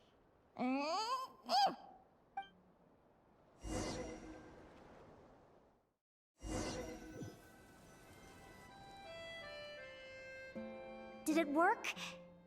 I don't think so. Oh, is this like a flashback? Guess not. Huh? Is dream me writing a diary? My Adventurers Guild salary alone will never be enough to finance a research vessel. It seems my only option is to take up adventuring full-time. A research vessel? Looks like Dream Me is working hard toward my goal. But the cost is just astronomical. It could take a whole lifetime to save up for. Day 1. Got beaten up by monsters.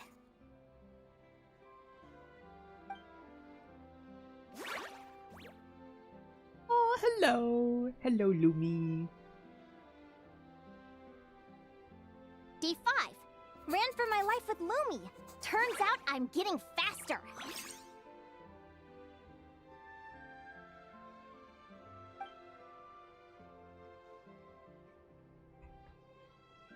Day 20. Oh, asked a has that merchant more about always been prices. there? Ships cost a fortune. But I can worry about that later. Right now, it's time for a proper meal. I'm starving.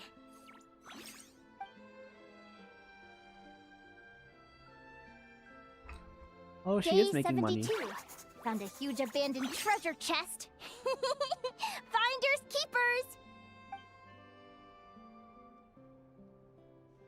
Happy adventure anniversary to me! 1 year in. And still nowhere near rich enough to afford a ship. Almost got scammed! Note to self, secondhand ships aren't to be trusted. Good job I was wary and checked it over thoroughly before committing. You really do get what you pay for. Finally beat that pesky thing. Hoping the materials I gathered recently will fetch a good price. The diary ends here. Hold on. Is this a deed for the purchase of a large ship? And I've signed it! Could it be?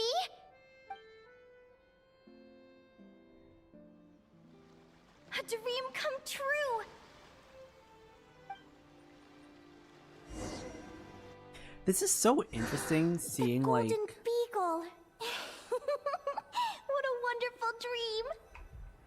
The ship gently swaying as it carries me to a faraway land. oh wow, look at all Oh, that. what a feeling!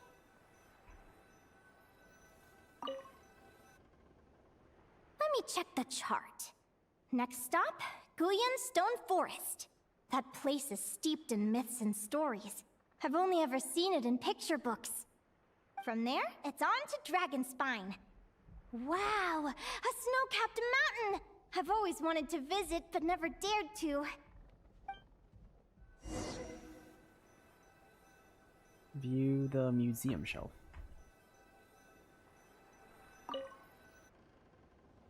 What's this? Clearwater jade? Pretty sure this can only be found in Chinyu Vale. It's so beautiful.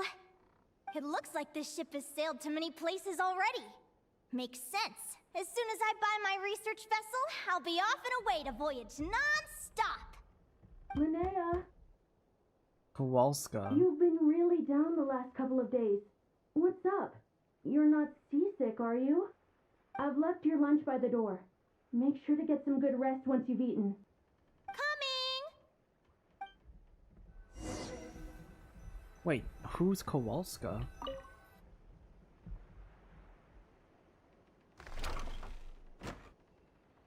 Whoa. Where am I now? Ugh, I feel so sore and tired. Wait, but I thought I was dreaming. Why do I feel like this? Is this some sort of lucid dream? Whatever. I'd better take a look outside.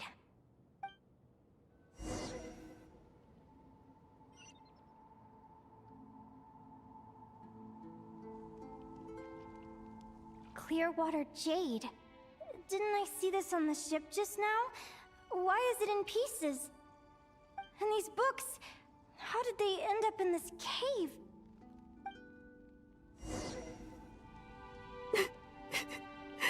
How could this happen?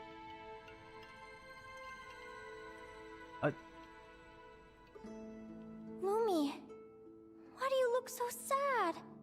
Hey, don't be scared. I'm right here, Did by she- your side. Did she die in her dream or something?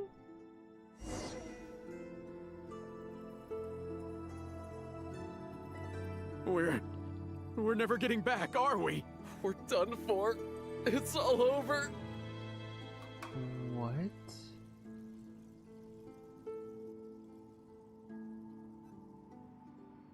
Oh, they ship.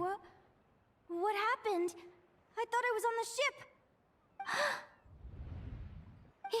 Is this the Golden Beagle?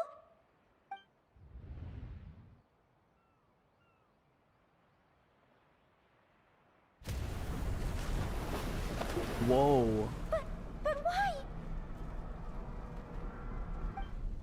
It's just a dream, though, right? Come on, get a grip, Linnea. It's not real. None of this is real. What? What is happening? It's been many long years since the Golden Beagle sank. The diary again. How long is this terrible dream going to last? I'd love to say I'm over it now, but the truth is it still gets me down sometimes. It's like there's a heavy stone that's blocking up my heart, constantly weighing me down.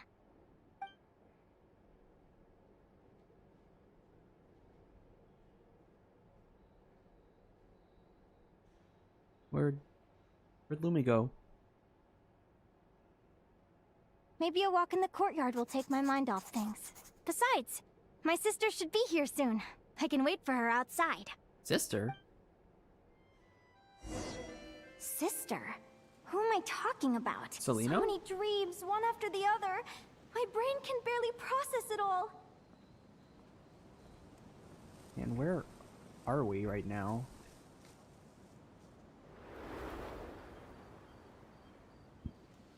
Linnea! Huh? That voice sounds familiar. Over here. Did you get my letter, Linnea? I'm so sorry to be the bearer of bad news. Come back to the tundra with me, so we can be with Mom and Dad one last time. Selena? She's my sister? Mom and Dad? One last time? This is the natural circle of life. We don't live that much longer than humans. This day was always going to come. I can't pretend I'm not sad. But at the same time, I wonder how an ordinary person would react to hearing this news. At the very least, they wouldn't have to endure this horrid feeling of having tears they're unable to shed. What is happening? After all, we've already seen how all of this would unfold, long before it ever came to pass. Remember? When you passed out during that competition? You saw it all as you lay there, unconscious. At the time, you thought it was just a dream. What is she talking about? Does she have future sight or something? No. No. This can't be true.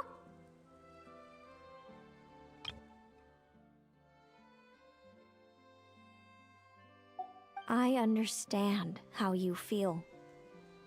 One moment you're gazing into the future from the past, the next, you're there, looking back at where it all began. When these two perspectives collide, how can the journey not feel like a dream? Time flies. One day, we too will grow old. Is it even possible to live a life without regrets? A long time ago, my friends and I talked about our dreams. Mine was to buy a research vessel and explore the mysteries of the world. Then, when too old for a life of adventure, I'd combine everything I'd learned into an illustrated atlas of nature. My entire life is recorded in these pages. Maybe one day, a long time from now, someone will open them and see that there are sections on the formation and evolution of certain creatures and environments that remain blank. Whoever you are, I entrust the task of filling those blank pages to you. The end of my time grows near, and I can no longer travel very far. Oh. Okay, so I'll explain the age thing. So she is more like... They do live, like, very similar ages to a human.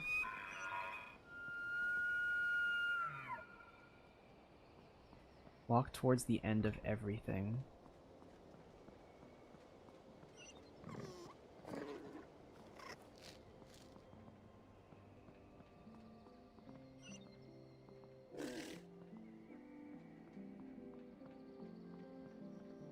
Where are we going? What is happening? I'm so confused.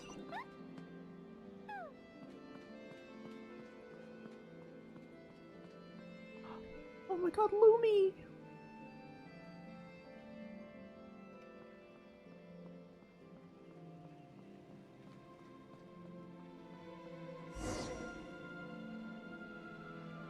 This feels like an illusion, yet at the same time, so real. The end of life. So this is what death feels like. I still feel some faint sensations in my stiffening body, but I can't so much as move a finger. As the warmth flows out of me, I feel no pain. Just the emptiness that remains after everything else has slipped away. So it wasn't a dream, after all. It's all...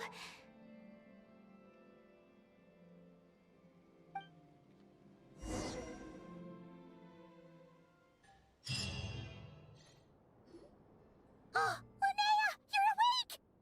Oh, you a long time. You must be starving. Do you want something to eat?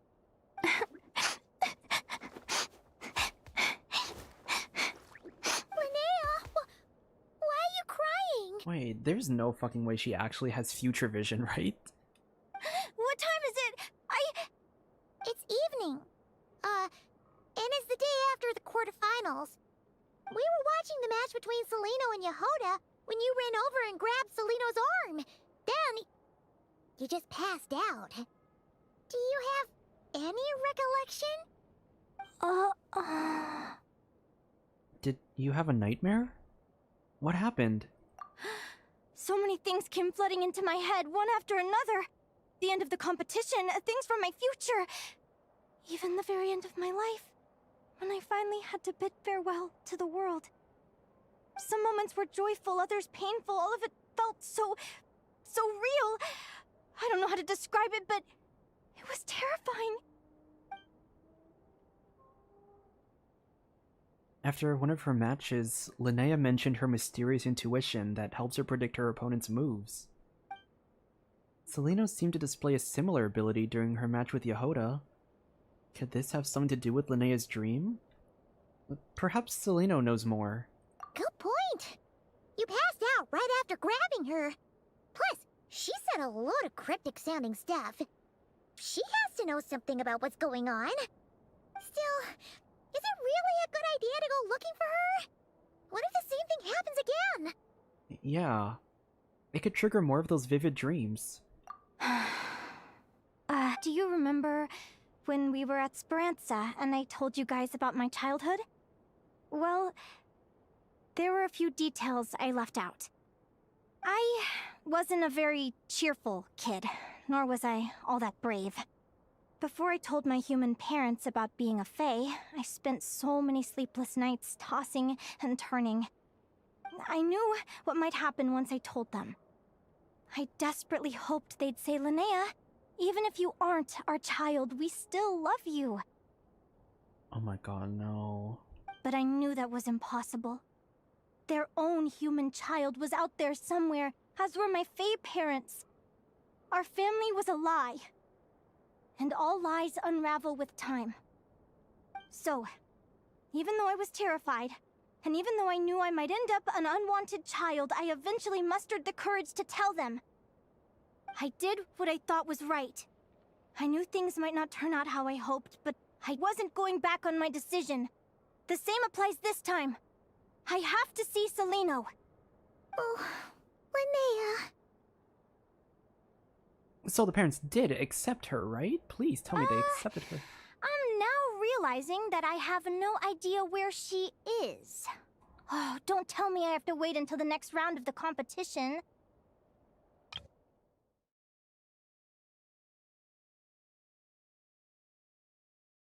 Huh? Aguara, do you know where Celino is? I think he wants us to follow. Do you remember Celino's scent? That's amazing! You're the best, Aggie! Alright, I think I'm about ready to do this. No use delaying it any longer. Let's go!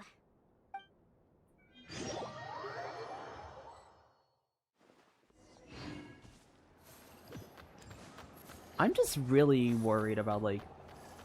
I wonder what she's implying. I think it's one of those, like... They didn't, like... I don't know. I wonder how, like, it actually played out for her. Like, did they actually, like... resent her, or did they, like, still love her, but it's like a bittersweet tale of, like... Is it like a bittersweet tale of, like, they still loved her, but they also wanted their own child as well? What are we doing here?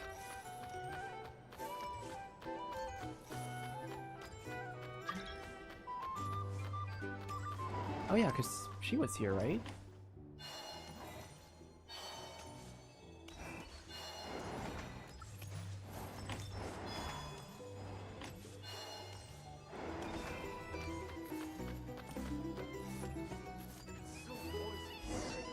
Back in my day, we'd...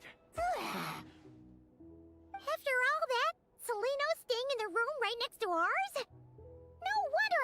could pick up her scent. Is anyone there? You're sure this is the right room? Selino, I know you're in there. Please, I need to talk to you. Selino! I'm not here. R2? Oh my gosh, I love the visual, the cinematography with the split box. Am not. Quit bothering me. Not a chance! If you don't open the door, I'll be waiting right here outside until you change your mind. I have so many questions to ask you. Can you at least answer this one? Who are you to me? Are you my sister? Open the door! All right. Stop yelling. Come in. That wasn't so hard now, was it? Take a seat. Just to be clear, I wasn't expecting visitors, so I can't offer you much in the way of comfort. Curiosity is a dangerous trait, Linnea. You're gonna regret coming here. Don't say I didn't warn you. You sure about that? Because if I hadn't come here, I'd be regretting it already. Will you please answer me now? Why do we have the same wings on our heads? Why did I pass out when I touched you? And why did I see all those... Visions of your future? So, it wasn't a dream after all. Of course not. Linnea, you're an avid student of the natural world. Surely you're aware of the 6 most common types of Fae?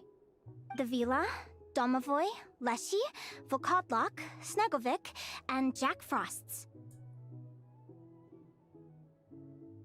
I don't know what any of those mean, but okay. Right. Well, there are many less common varieties too. The legendary Lantern Fae, the Sirens with their lilting songs, and us, the Augury Birds. Augury Birds. Oh, Lantern. Oh, there. Oh, oh my god, we're getting a siren at... Dude, they're dropping this. Okay, here's what I'm predicting. I might as well take a picture of this too. Here's what I'm predicting. These 6 Fae, the Vila, Domovoy, Leshy, Volkalak, I don't know how to pronounce these. I don't know how to pronounce these. I think these 6 are gonna possibly be enemies that we fight in Snezhnaya. They're gonna be like different types of Fae. And these different types of Fae will have like different like combat mechanics.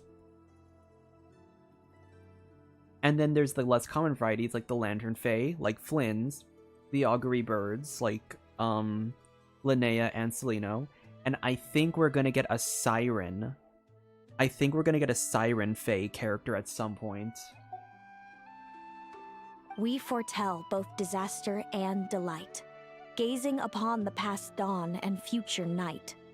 Others fear and revere our might, while we alone detest our plight. I've never heard of an augury bird before, or the poem you just recited. That's hardly a surprise. You can count the number of augury birds alive today on one hand. And that includes you and me. There's only... how many are... what? So it's true then. We really are family. Family.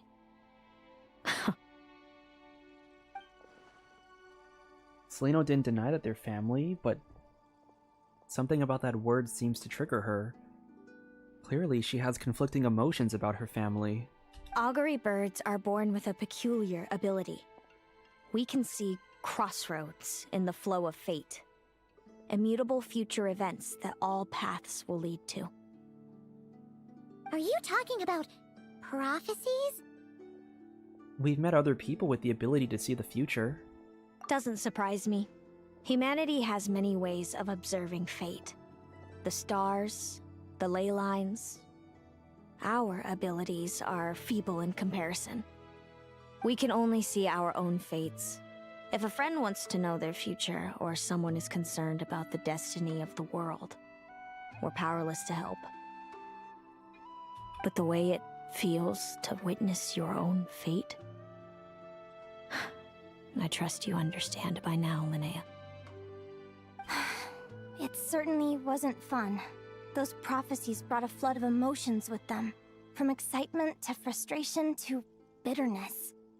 By the end, all I was left with was a kind of numb emptiness. Wait, so did they just know I had a golem everything? knife, and before I even had the chance to start fighting for it, I saw how it would end. It's like someone spoiled the ending of a story I was really enjoying. Wait till you've tried to defy fate and found how powerless you are to change it. That's when the real suffering begins. Everything is transpiring as I foresaw, yet I am powerless to change it. Fate is an immutable force. I can but lament as the inevitable unfolds. This is from the Rarer Story Quest. I do or wonder whether like giving a Pack 4. man the power to see the future is nothing more for him than slowly crush his spirit. The visionary Vedofulnir once said something similar. If fate were easier to change, seeing the future would be a huge blessing. It would be a power desired by all. But if fate is set in stone, then knowing the future must be a heavy burden to bear. When you know every joy and every sorrow you'll ever experience, and there's nothing you can do to change it. Like you said, it leaves you with a numb emptiness. Generation after generation of augury birds lived with this burden. Until you were born, and our parents found the only solution they could think of. If an augury bird is set far from the Fae to grow up among humans, the awakening of their prophetic abilities can be delayed. So that's how I became a changeling. What about the child I was switched with? What happened to her? Don't worry, she had the opposite problem to you. She needed to live among the Fae. She was born with a strange, rare disease that humans cannot cure. If she hadn't been switched, she would have died a long time ago. Our parents saved her life, then raised her as their own. Eventually, her birth parents came to find her, and now they're living together in Snezhnegrad. I see. Wow. And they just left Linnea? Like, what? I'm sorry, wait,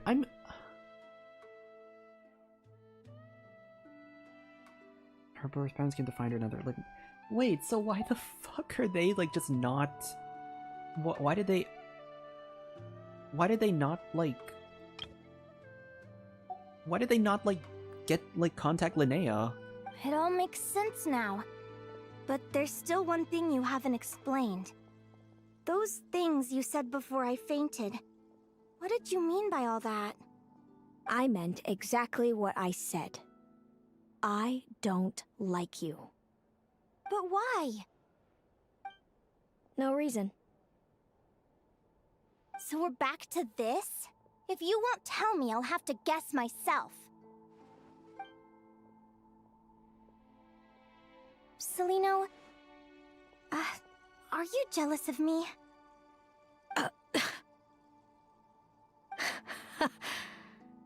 Good guess. But I wouldn't call it jealousy. More like resentment. By the time our parents came up with a solution for you and sent you off to live with the humans, I was already tormented by visions. If I'd been born just a few years later. How cruel fate can be. Mom and Dad would sneak over to Nodcry to see you sometimes. They talked about you non-stop. Even that human child got more attention than me. I came with them once, to Nodcry. When I saw you there in the distance, living your carefree life, I was torn apart by jealousy. But I had to pretend that nothing was wrong. Even that I wished she well. Did no one ever consider how I felt? What was I to them? A reject? A failure? A pitiful wretch abandoned by fate? Oh, Celino. Damn. All of this led to me deciding, a long time ago, that when you were old enough, I'd come pay you a visit. My plan was to tell you the truth about everything. And then, you would share in my suffering. I know. What kind of horrible person would want to do that to someone? Someone like me, apparently. Then why did you hide from me? You really want me to keep guessing?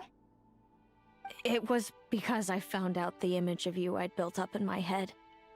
Of happy-go-lucky Linnea, spoiled by her parents and coddled by fate. It was all just a fantasy.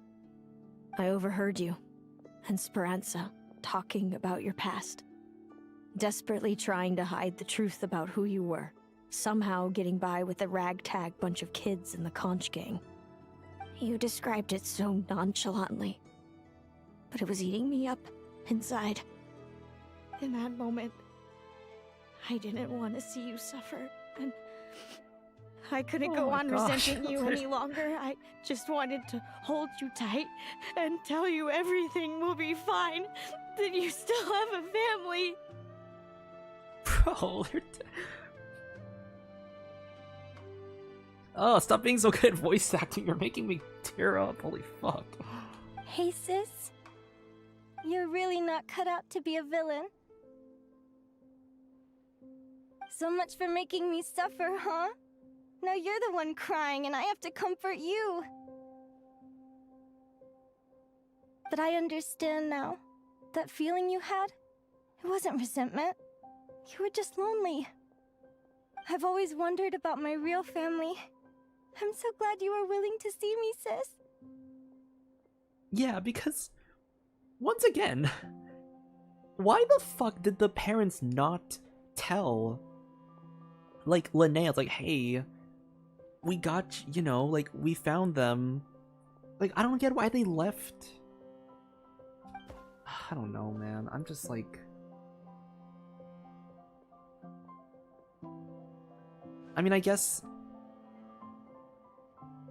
I guess the implication that I'm getting from all of this is just... Thank you. All of you. This is not how I expected this to go. I guess the implication about it is...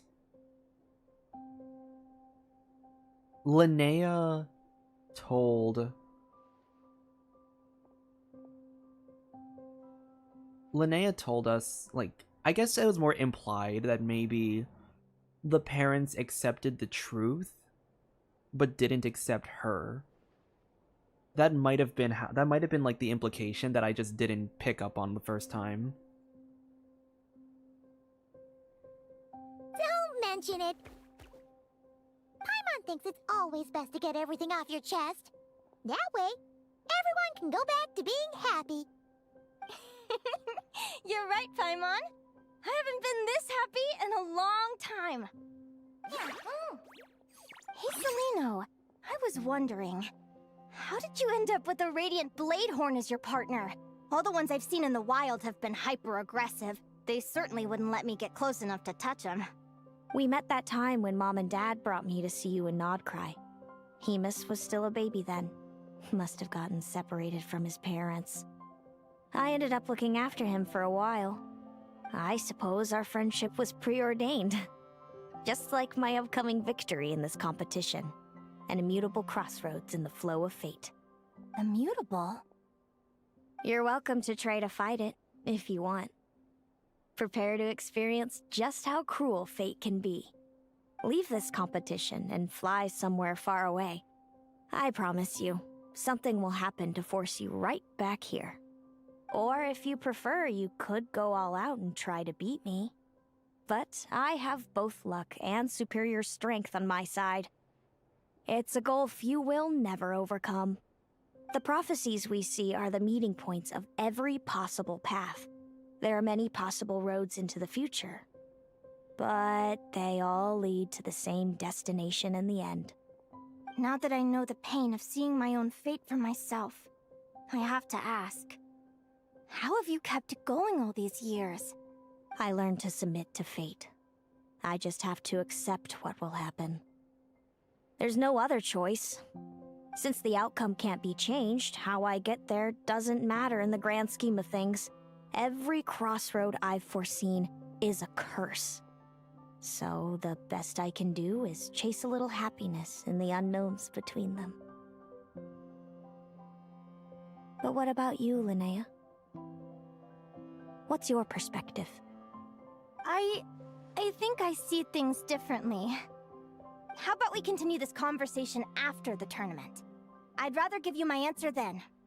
All right, just don't get your hopes up about the future. I don't want to see the disappointment tear you apart. I'll be fine, trust me.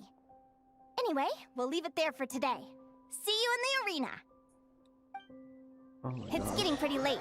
We should all get some sleep. Holy fuck, that's a You're little... staying at the flagship too, right? No need to see me out. I'll be fine. Oh, and thanks so much for keeping me company today. Good night. I'm so, like...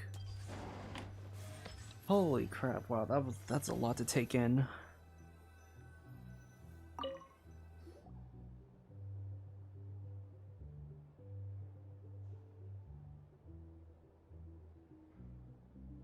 Traveler, are you awake? Yeah, I can't sleep. Oh, neither can Paimon. Linnea and Celino aren't the only ones with a big day tomorrow. You've got your semi-final match, too. We have no idea who your opponent could be, and Paimon's a little nervous. Since we're both struggling to sleep, do you want to head out for a stroll? We could go grab something yummy, then take a guara to check out the arena. Might be a good chance for our little warrior to get familiar with the lay of the land. I wonder if we're gonna be like the,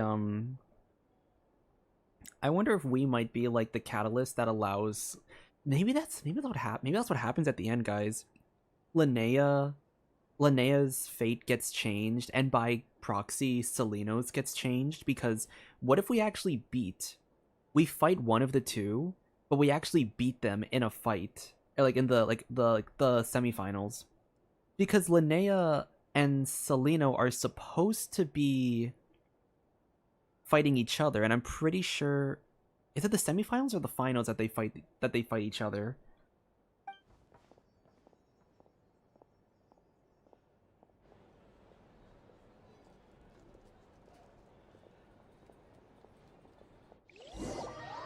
Like, what if that happens? Like, the two of them, like, they actually don't end up fighting each other in the arena because we do something to change fate. Listen up, Lumi. I've seen Celino's Radiant Bladehorn in action, and it isn't just strong, it's fast, too. Her best way to exploit both of these traits will be to make her Radiant Bladehorn charge you. You'll have to find a way to dodge the attacks, then pick the right moment to counterattack. Linnea! Getting some last-minute preparation? Sure am. What are you guys doing here? Lumi and I were just going over our strategy for tomorrow. Since you're here too, how about letting Aguara join Lumi in some friendly sparring? Yahoo! Yeah, actually, wait, now that I think about it, we were sparring with Linnea earlier in the quest, and Linnea was like, I couldn't predict anything you were doing, and I usually can do that. So what if, like, we're immune to, like, because we're immune to Tevat's rules and we're immune to fate, we have the ability to change the outcome of this event, and that might lead everything, that might lead everything down the line to be completely different. Like, we won't know, like, Linnea might actually have a whole different, like, outcome because of this one event. Like, we could do that. We might change the entire course of their fate.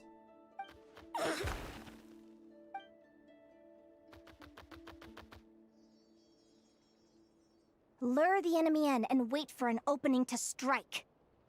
Yeah, Looks like that's my best shot at victory. But Amos is so powerful. Even if we do find an opening, I'm not sure Lumi's even strong enough to make it count. I need a better plan. You've prepared as thoroughly as you can. All we can say is good luck. Thanks. Just because I've seen a future where I fail, doesn't mean I'm willing to go down without a fight. Fate is such a mysterious idea. Despite having it explained to me and having seen it with my own eyes, I still find it hard to wrap my head around it. What does fate mean to you? Hmm? You're in a philosophical mood, huh?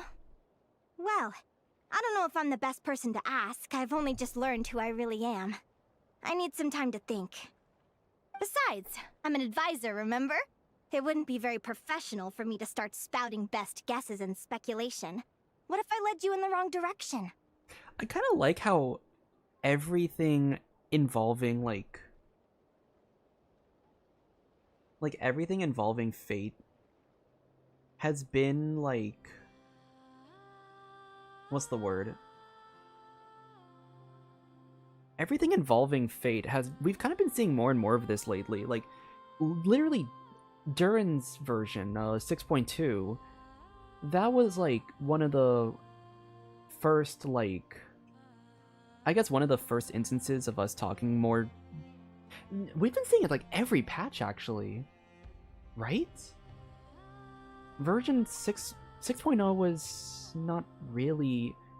I wouldn't say it was really talking about fate that much, but 6.1 we had the Rare story where we started, like... I guess Vetterfulnir kind of brought it up a little more, like, it was kind of, like, mentioned in a couple quests.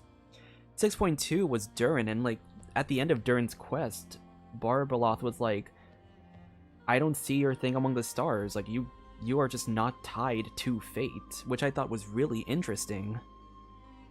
6.3, I think, was, like, Columbina like, Columbina's thing with fate, I guess it was more like kind of this, like, time loop thing, like, she goes into the past, and like, kind of time loops, she creates, like, a closed loop for, like, the future. 6.4 was, like, Varka's thing, like, Varka just saw into the future and decided, yeah, no, we're doing it differently, and just did a whole different, like, he literally changed his own fate just by seeing it for himself. And then that was also the version where we got Alice talking about, like, the different outcomes of fate, you know, like, and talking about how the Abyss might be... One of the theories of the Abyss is that it's just all the fates of the world that never got picked. So now we're getting Linnea with, like, this idea of, like, you know, like, fixed points in fate, and they can see all of their, like, fixed points. So now I'm like, and next version, I'm pretty sure next version's gonna be Nicole. Like, with how this timeline's been going, next version has to be Nicole. What if they drop in, like,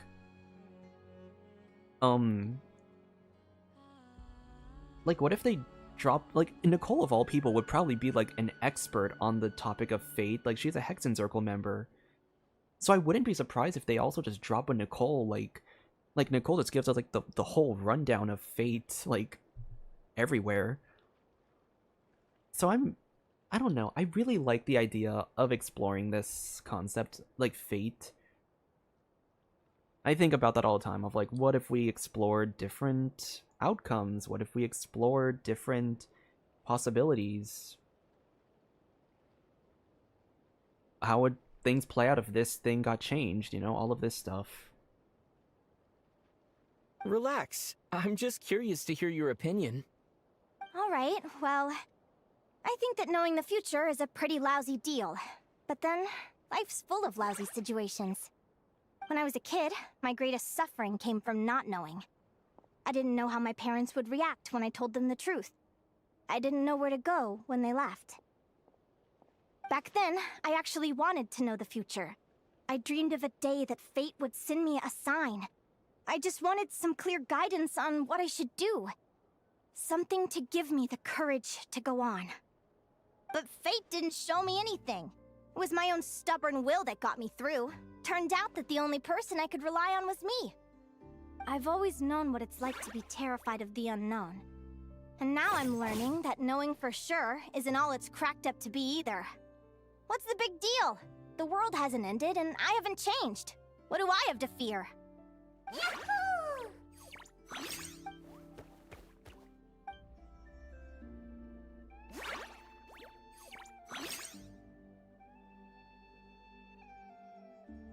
Training session over! Feels like these two are really forming a close bond. All right, I think we're as prepared as we can be. Time to get some shut-eye. Tomorrow, we're gonna face our fate. I really do want to see, like, something get changed. I really think it'd be such a great, like, idea and a great ending if we somehow, like, throw fate off its course. A big old fuck you, you know? Big old fuck you to fate.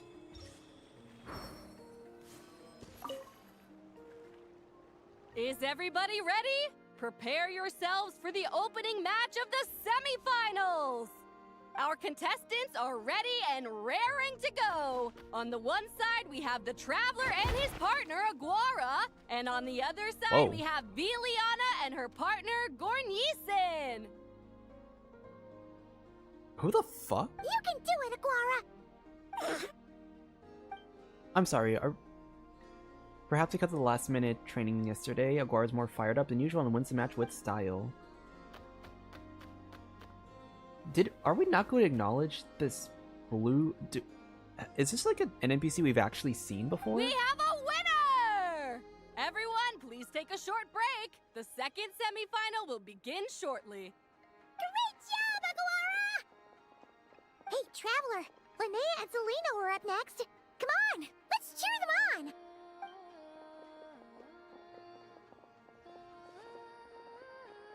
I really do want to see, like... Looks like our contestants and their partners are in position. On the one side, we have Linnea and her partner, Lumi. And on the other side, we have Celino and her partner, Hamus. Buckle up, folks. The semifinals are about to begin. Yahoo! You can do it, old boss! Go get him, Linnea!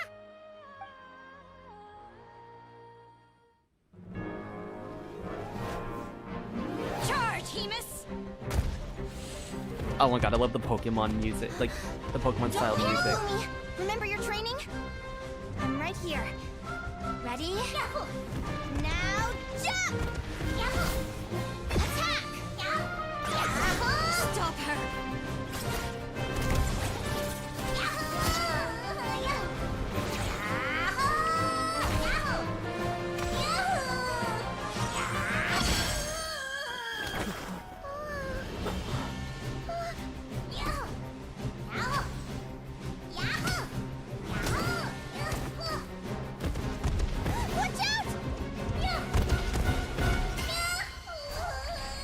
This is the will of fate.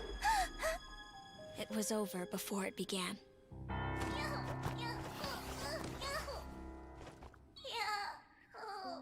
Lumi! Lumi! Huh? Oh my gosh. Oh? You wanna come with me? Let's go then. The wide world awaits.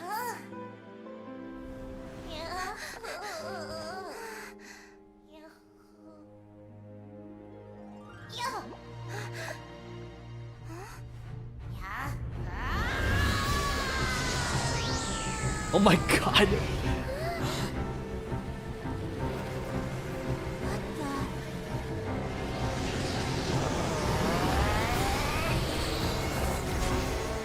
Oh. Oh my god. What the fuck? Don't worry, Hamus. Victory will be ours.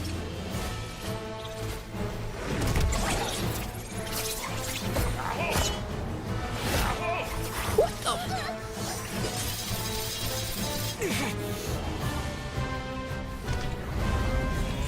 Fucking excuse me.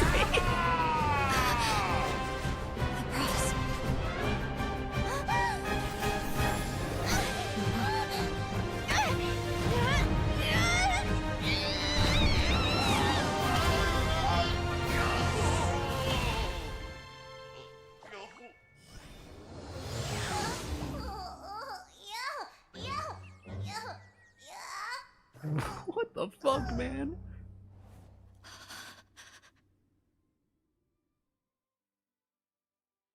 Lumi. Bro, what the fuck? I wasn't. Wait, okay, I guarantee you guys, I guarantee. That's gonna be a boss right there. Whatever that form was that Lumi just did, that has to be a boss, right? Yeah. You were amazing! I didn't know you could grow that big! Yahoo, yahoo! You know, you look a little different after absorbing all that geo. Wait a sec! Could that be it? Oh, Linnea! Are you guys alright? Traveler! Paimon, come quick! I figured out why Lumi is different from other Jack Frost! After all the theories I've looked into, it turns out there was one possibility that never even occurred to me! What if Lumi wasn't born different at all? What if it's all a consequence of her diet? Surely ingesting large amounts of rare ore could explain the development of her geo features. I mean, just look at Viships! Depending on their element, Viships can look wildly different. But from a biological perspective, they're still considered the same species. Lumi, you don't have to wait for evolution to catch up at all. You just have to find another Jack Frost who likes the same things as you do. Then you'll have a true companion! I'm so happy you unleashed your full power, Lumi! If you hadn't pushed yourself like that, I never would have had this Eureka moment! Yahoo! I thought Linnea would be disappointed about after losing her match. But I guess this reaction is more her style. Linnea, why did you hold back? What do you mean? If Lumi had landed that hit, you and Hemus would have been in serious danger. Even so, when that hammer started to fall, the future I once saw went blank before my eyes. Did fear cause me to see a false vision? Or did she truly cheat fate for a brief moment? What does it matter? In the end, the pull of fate exerted its force all the same. The prophecy came to pass as surely as the sun rises in the morning. What's on your mind, sis? I just think it's a shame. You gave your all in that battle, but it didn't change a thing. Whatever path you take, it always leads to the same place. Fate is so cruel. Celino, do you remember the question that you asked me? I told you I'd give you my answer after the tournament. I remember. And I'd still like to know what you think. You told me. There are many possible roads into the future, but they all lead to the same destination in the end. Well, I prefer to think of it the other way around. We might already know where we're headed, but we get to choose how we get there. Maybe fate will always lead us toward the same destination, but I never cared much about the outcome. I just want to walk my own path. So, even if I was destined to lose to you, there was no way I wasn't gonna give it everything I had. And even if my ship ends up at the bottom of the ocean, I'm not gonna let that stop me from sailing it to every corner of the world first. If all people care about are outcomes, then why doesn't everyone give up on happiness and love? After all, the certainty of death is the one thing that every person knows about their fate. But my feelings, my thoughts, everything I've seen, all that exists beyond the reach of fate, they belong to me, and no one else controls them. Lumi, sounds like you agree, right? Yahoo! Linnea, ignorance really is bliss. Even when we're scared and uncertain, it's important to face the truth head on. You sure about that? Because if I hadn't come here, I'd be regretting it already. How I envied your cheerful optimism when I first saw you. I thought your happiness was all thanks to your obliviousness to fate. Yet now you've witnessed your fate and experienced failure. And still you haven't let it drag you down. Perhaps I was wrong from the start. The difference between us was never about knowledge of our destinies, it's about having the courage to accept it. Celino, you okay? You're looking pretty zoned out. Actually, I was just thinking, I'm happy for you. I claimed the victory promised to me by fate, and you found your answer. A truth that transcends fate itself. Sounds like I got the sweeter deal overall. But hey, mine and Lumi's journey isn't over yet. So enjoy your victory, Celino. But don't get complacent. Otherwise, my partner here might just take it back from you one day. You mean me?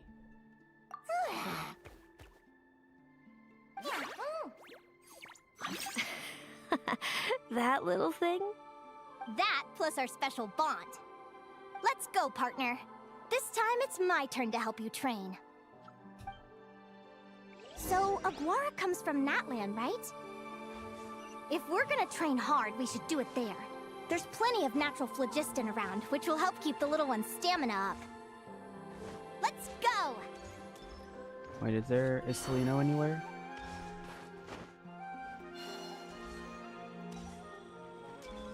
Also, are we just naturally going all the way to Natlan?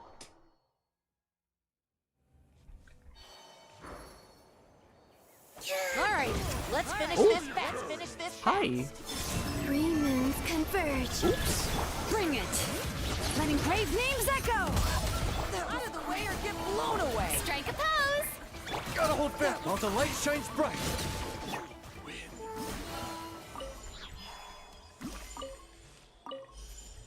All right.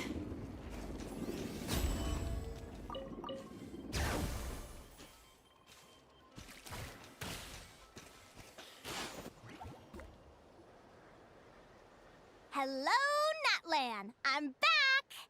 Give me a moment to set up the tent. I bought this one the last time I was here.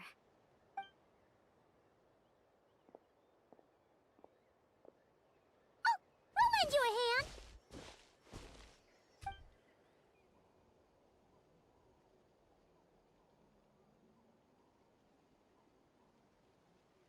Now then, Aggie, it's time for you to learn one of Lumi's signature finishers. Watch closely. Lumi, do the honors. Yahoo! Oh, it's a rock hammer.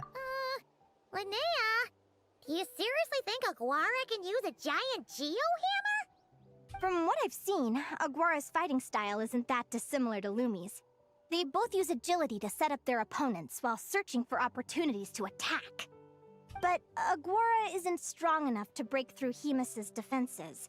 He needs a weapon to level the playing field.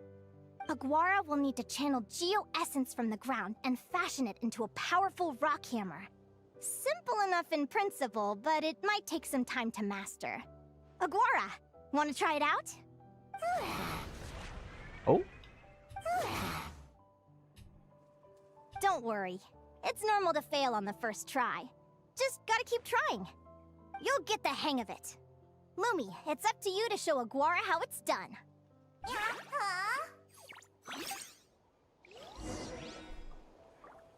Wait until the evening of the day until tomorrow.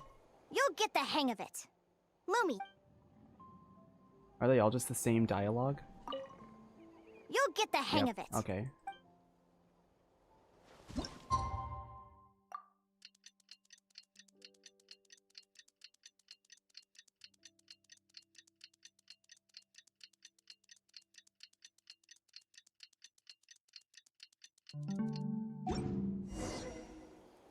Alright. Feels like I blinked and 2 whole days went by. I've heard it said that people can find their fates by studying the stars. I guess that means that fate's been looking down on us this whole time, huh? I could really do with some sleep. Good night, you guys.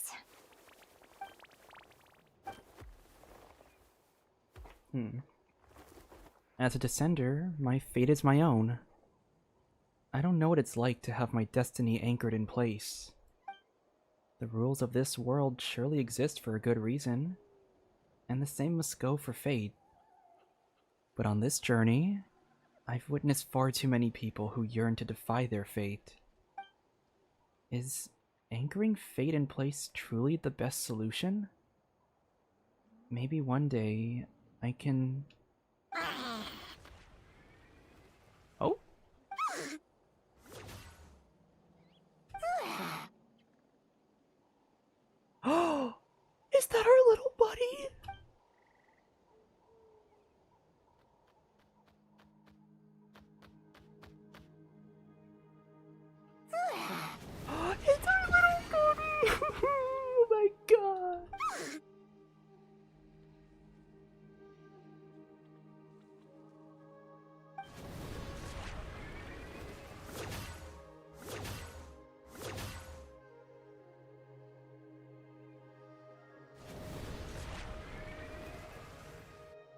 I cannot believe they brought our little buddy in.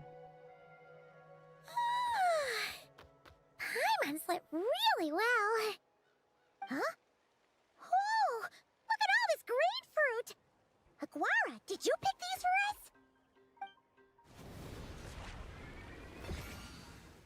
Dude, he can make that? Wow! When did you learn to do that?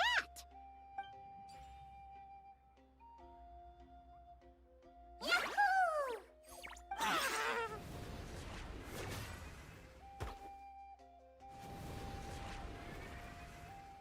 Are you saying you had help from another Saurian? Who could that be?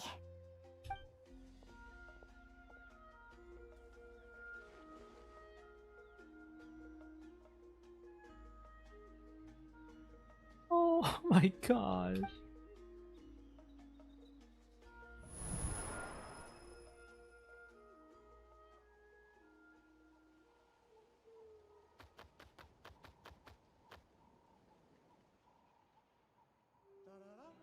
Alright! Now that Aguara's mastered Lumi's secret weapon, it's time to head back to Notcry. Looks like we should get back just in time for the finals! Please tell me he's up there. Please tell me my little guy is up there. All right.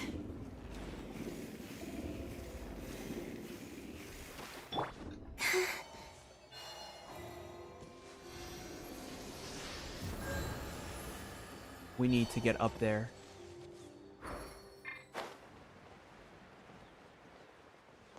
All right. I need to know. Please.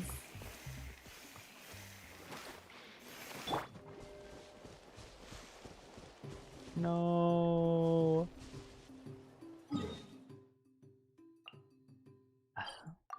Man, they knew that people were gonna be kind of sad about there not being like a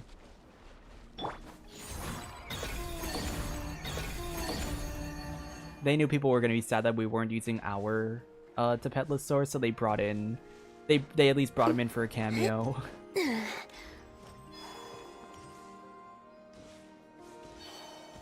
Alright, here we go. The final is about to begin. Contestants, please take your positions. Spectators, we kindly ask you to wait outside the arena. Oh, it's finally here! Aguara, today is your time to shine. Oh. It's all up to you now, partner. You've done the hard yards and training. Now, go out there and believe in yourself! It's time to write your name in lights and show the world Oh, I how love the fist hard bump we've animation. worked. That's so cool. You've got this, Aguara! Yeah, we've got this. I'm not gonna lose. Yahoo, yahoo!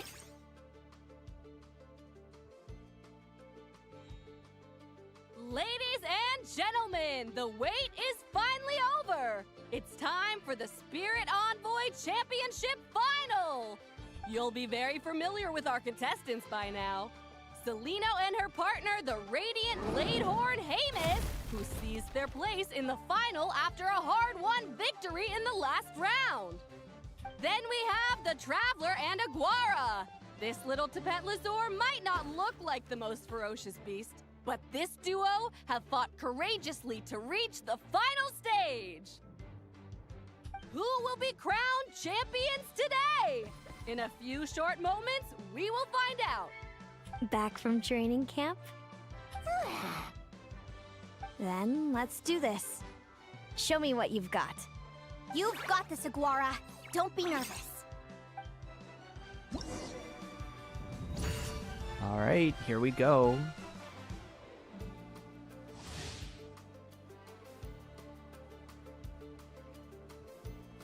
Celino and Hamus are extremely powerful. At the beginning of combat, Hamus' actions cannot be observed. Once Celino has assessed the situation, she will direct Hamus to perform feints. Use prior combat experience to identify the true intent behind each move. Hold out long enough and the momentum will shift in your favor. What the fuck does that mean?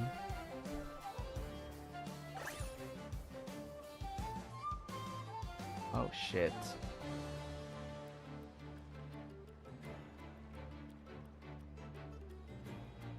Okay, let's try see if that maybe is...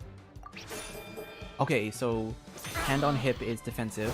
That was a good guess.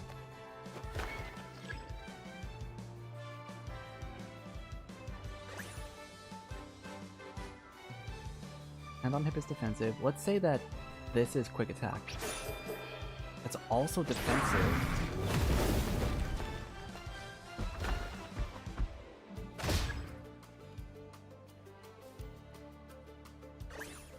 Hand on hip is defensive? No.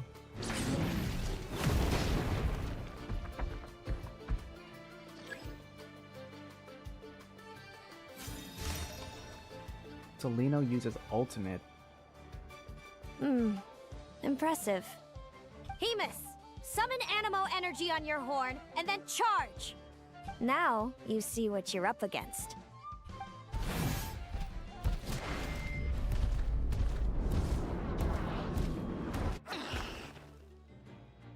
You're not the only one with a horn. Wait! Aglora's horn hasn't finished growing yet!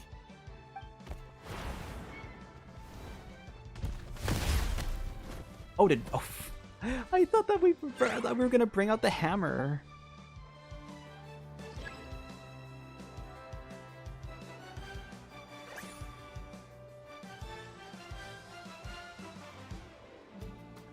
They seem to be setting up a surprise attack.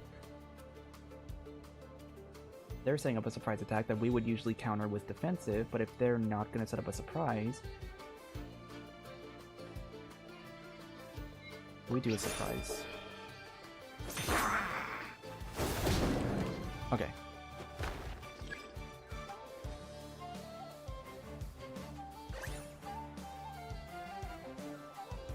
Do a charge strike, which we would counter with a quick attack, which they would counter with defensive, so we just...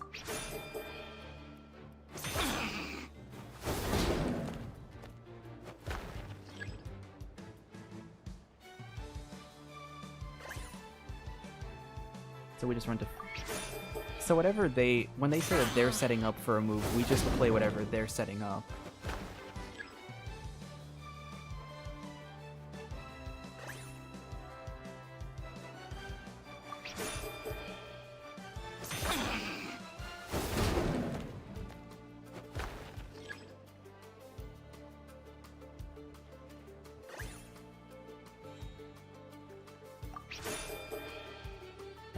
This is easy picking.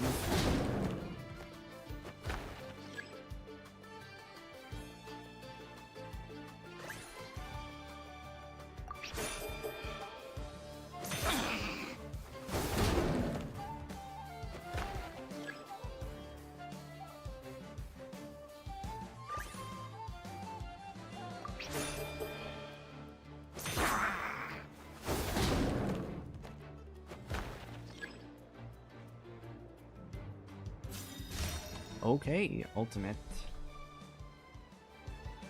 Now, Hemus, trample him! March to victory and leave nothing standing!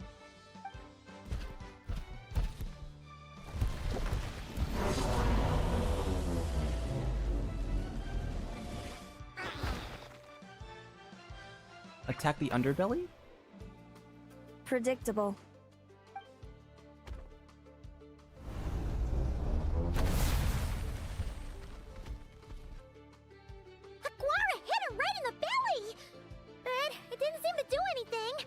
It was the obvious move. Hemus was well prepared for an attack like that.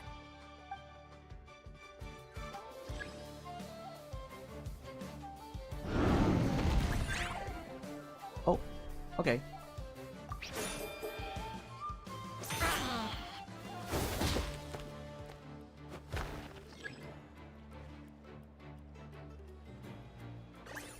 Oh, are we just... Damn. We're really gonna beat a horse while it's down?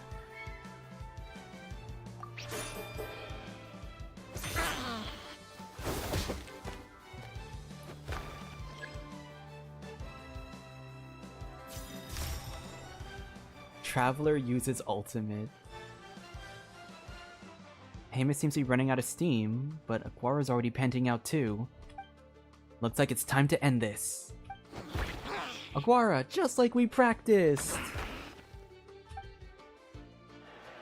Come on, time to put that training into practice. Oh my gosh, I love the art style.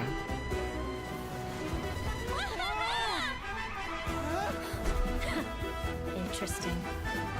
Hamus, we showed them no mercy! Dude, that little munchkin's got some style. It's a trip to the hot springs if you win. Hamus, full tilt! Oh my gosh.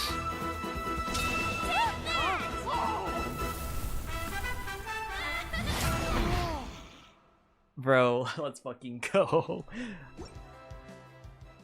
Hamus has lost the strength to fight on. It's all over, folks. The champions are the Traveler and his partner Aguara. We win! Let's fucking go. So, I lost. You did superbly, Hamus. Get some good rest. Seems I underestimated your little partner.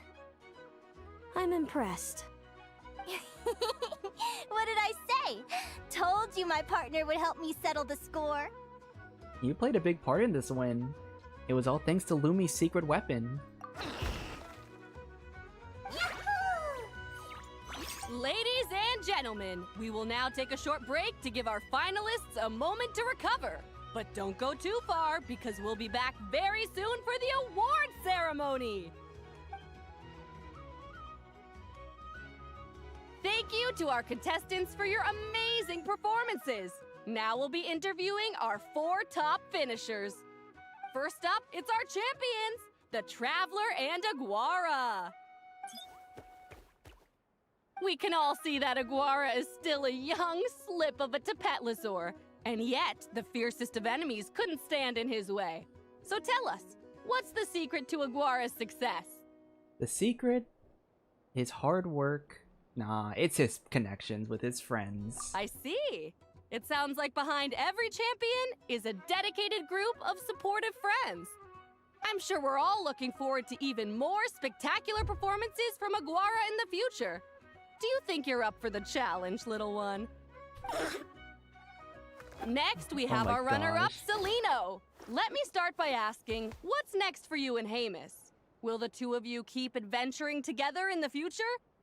No, Hamus doesn't belong with me. I'm hoping that, soon, I can set him free to roam the wild. And, of course, since he's so friendly towards humans, I do hope any adventurers who run into Hamus in the future won't mistreat him. Sounds like Hamus is a real freedom lover. If we have any adventurers in the crowd, please keep your eyes peeled and make sure not to hurt our friendly, radiant Bladehorn. Moving on now, we have some more familiar faces from the semifinals. This first question is for Linnea. During your match against Celino, you jumped in to stop your own partner Lumi's rampage, costing you a certain victory. Do you have any regrets? I'd be lying if I said I didn't regret it even a little bit. But who wouldn't? All we can do is live our best life and hope to look back with as few regrets as possible. And overall, I had a really great time in this competition. I found my long-lost family, and we really care about one another. Inspiring words from Linnea. Now it's time for our final interviewee. Please welcome Viliana from Snezhnegrad. Anything you'd like to share with the crowd? Bro, are we gonna get like some massive lore drop? Well, I've been really loving Nodcry. There's so much to see and do. I'm planning to stick around for a while, so if you see me around, come and say hey. Great. Enjoy your stay, Viliana. Well, folks, we've heard from all 4 of our semi-finalists. Now, to round things off, it's time for a group photo. Thank you to everyone who took part in the Spirit Envoy Championship. We hope to see you next time. So I'm really hoping that we get to see Viliana better show up. I have no idea who she is, but she looks, like, crazy. She looks amazing.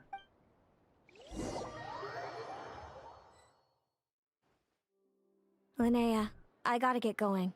I'll make sure to tell Mom and Dad how you're doing. I know they'll be so happy for you. I wonder if Viliana's like... No, she doesn't have a... No, she actually is just like a whole new character. There's no information on her. Without me around, your prophetic abilities will be slow to develop. But you should know that since you've been to the tundra and you've encountered others of your kind, it's only a matter of time before your abilities fully awaken. I'm sure you already know how I'm going to respond, sis. I'm not afraid to know the future. All that scares me is the prospect of a life without you, Mom, and Dad. I know. Well, write me whenever you want to see me. I'll be there in a heartbeat. And when you're ready, come visit us in the tundra. I'll give you the address. Thanks, Celino. I can't wait to see you again.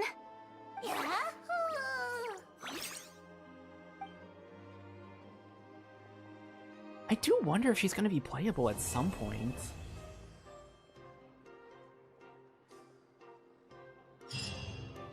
That can't be how it ends, right? Surely there's extra dialogue somewhere. Surely, right? Is that really it?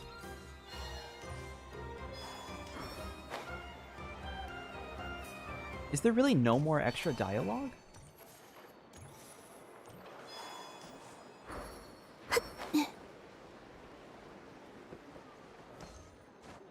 Oh. I guess that's how it ends. Dude, that was... Oh my gosh, okay. So that was a really crazy story. I was not expecting, like... I was not like, of all things, of all the topics that we could have covered in this story quest, I was not expecting us to get a Fate lore drop. I knew we were gonna see a lot of stories about, like, Linnea, like, kind of feeling out of place, like, her history as a changeling, and kind of how she, you know, handled things back in Nod, like, when she was growing up. But I wasn't expecting her to be, like... I didn't think that she was gonna have prophetic abilities, you know? That was a really crazy lore drop to get.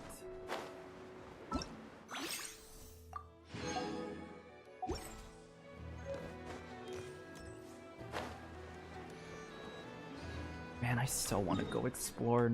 I really want to go explore this. Where is it? I really want to go explore Dormant Port, but not yet. We can't. We can't explore Dormant Port just yet. We have to, like, you know.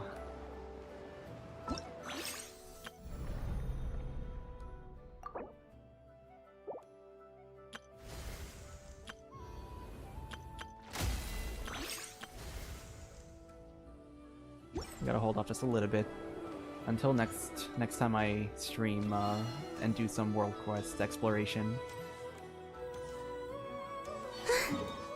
See, at the very, I didn't even want to, like, I guess the good thing I don't have, like, any good thing I don't have any characters I need to build up in this region, so I don't have to force myself to pre-explore and potentially, like, trigger a quest line.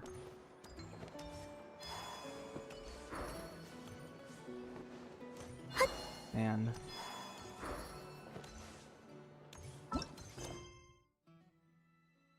okay. Well, I guess that's gonna do it for the stream. I feel like everything I've said about this quest, once again, I'm the kind of person who generally says things as I go when it comes to, like, analyzing stuff. So I don't really have anything else to say about the quest aside from what I've been talking about already. I really do think that, like, I think when I'm probably, since I'm not pulling for Linnea, I can't really see her stuff, but I think something I want to do, I do want, when the information comes out on her story, I do want to read it. I am really curious to kind of see more about that history, because I think she really does resonate. She's going to resonate with a lot of people in terms of, like, the neurodivergent community. That feeling of being out of place, feeling like you're not, like, you know, that I'm not like other people,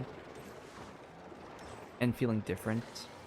But I think she also resonates really well with, like, the queer community, and I think that's where I'm gonna see most of my, like, my resemblance to her.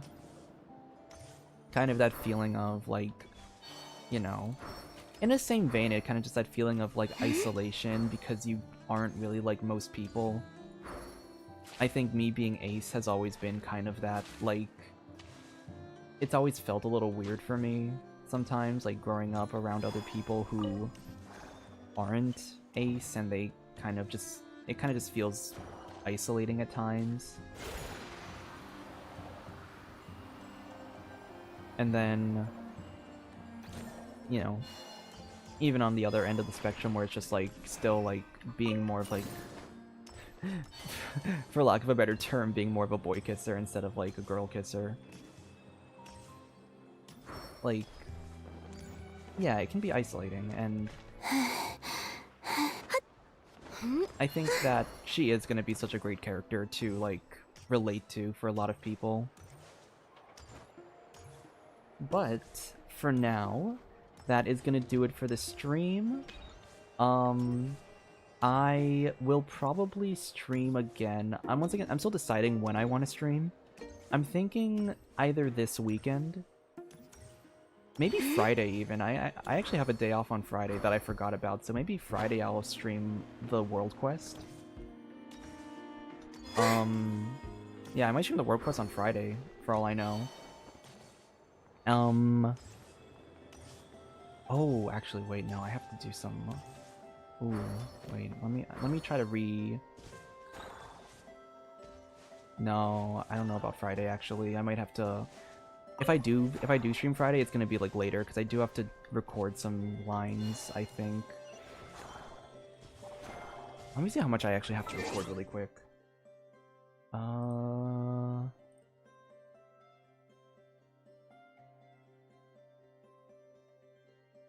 What's due? What's due this week?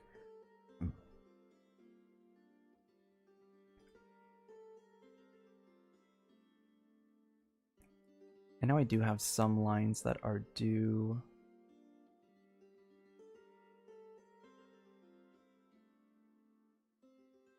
Oh, where is it? Where is it? When's the 11th? Episodes 10 and 11?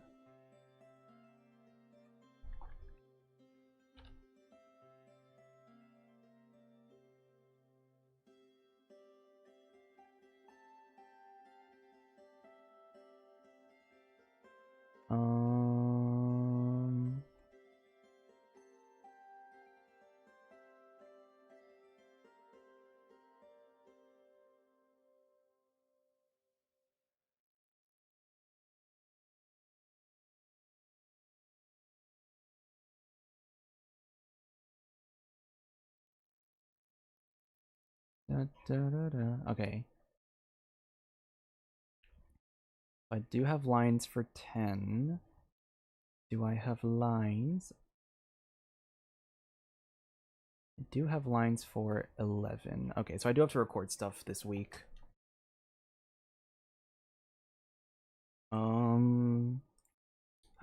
Let me think. Let me run it down, because I think what I could do, actually, I could record my stuff either tomorrow or Thursday. That's kind of a decision. And then I can free up some time to stream on Friday, perhaps. Not too sure.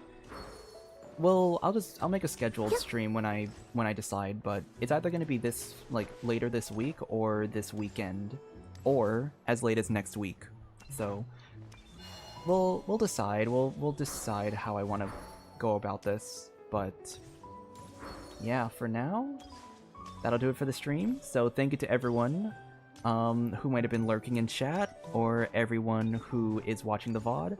All of your support is very much appreciated.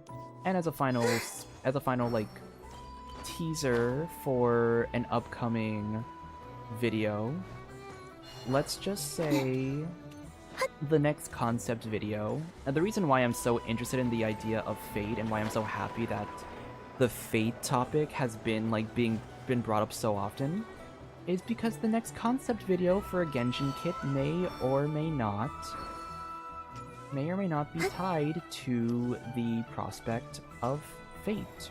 So I'm really excited for you guys to see all of that when it shows up.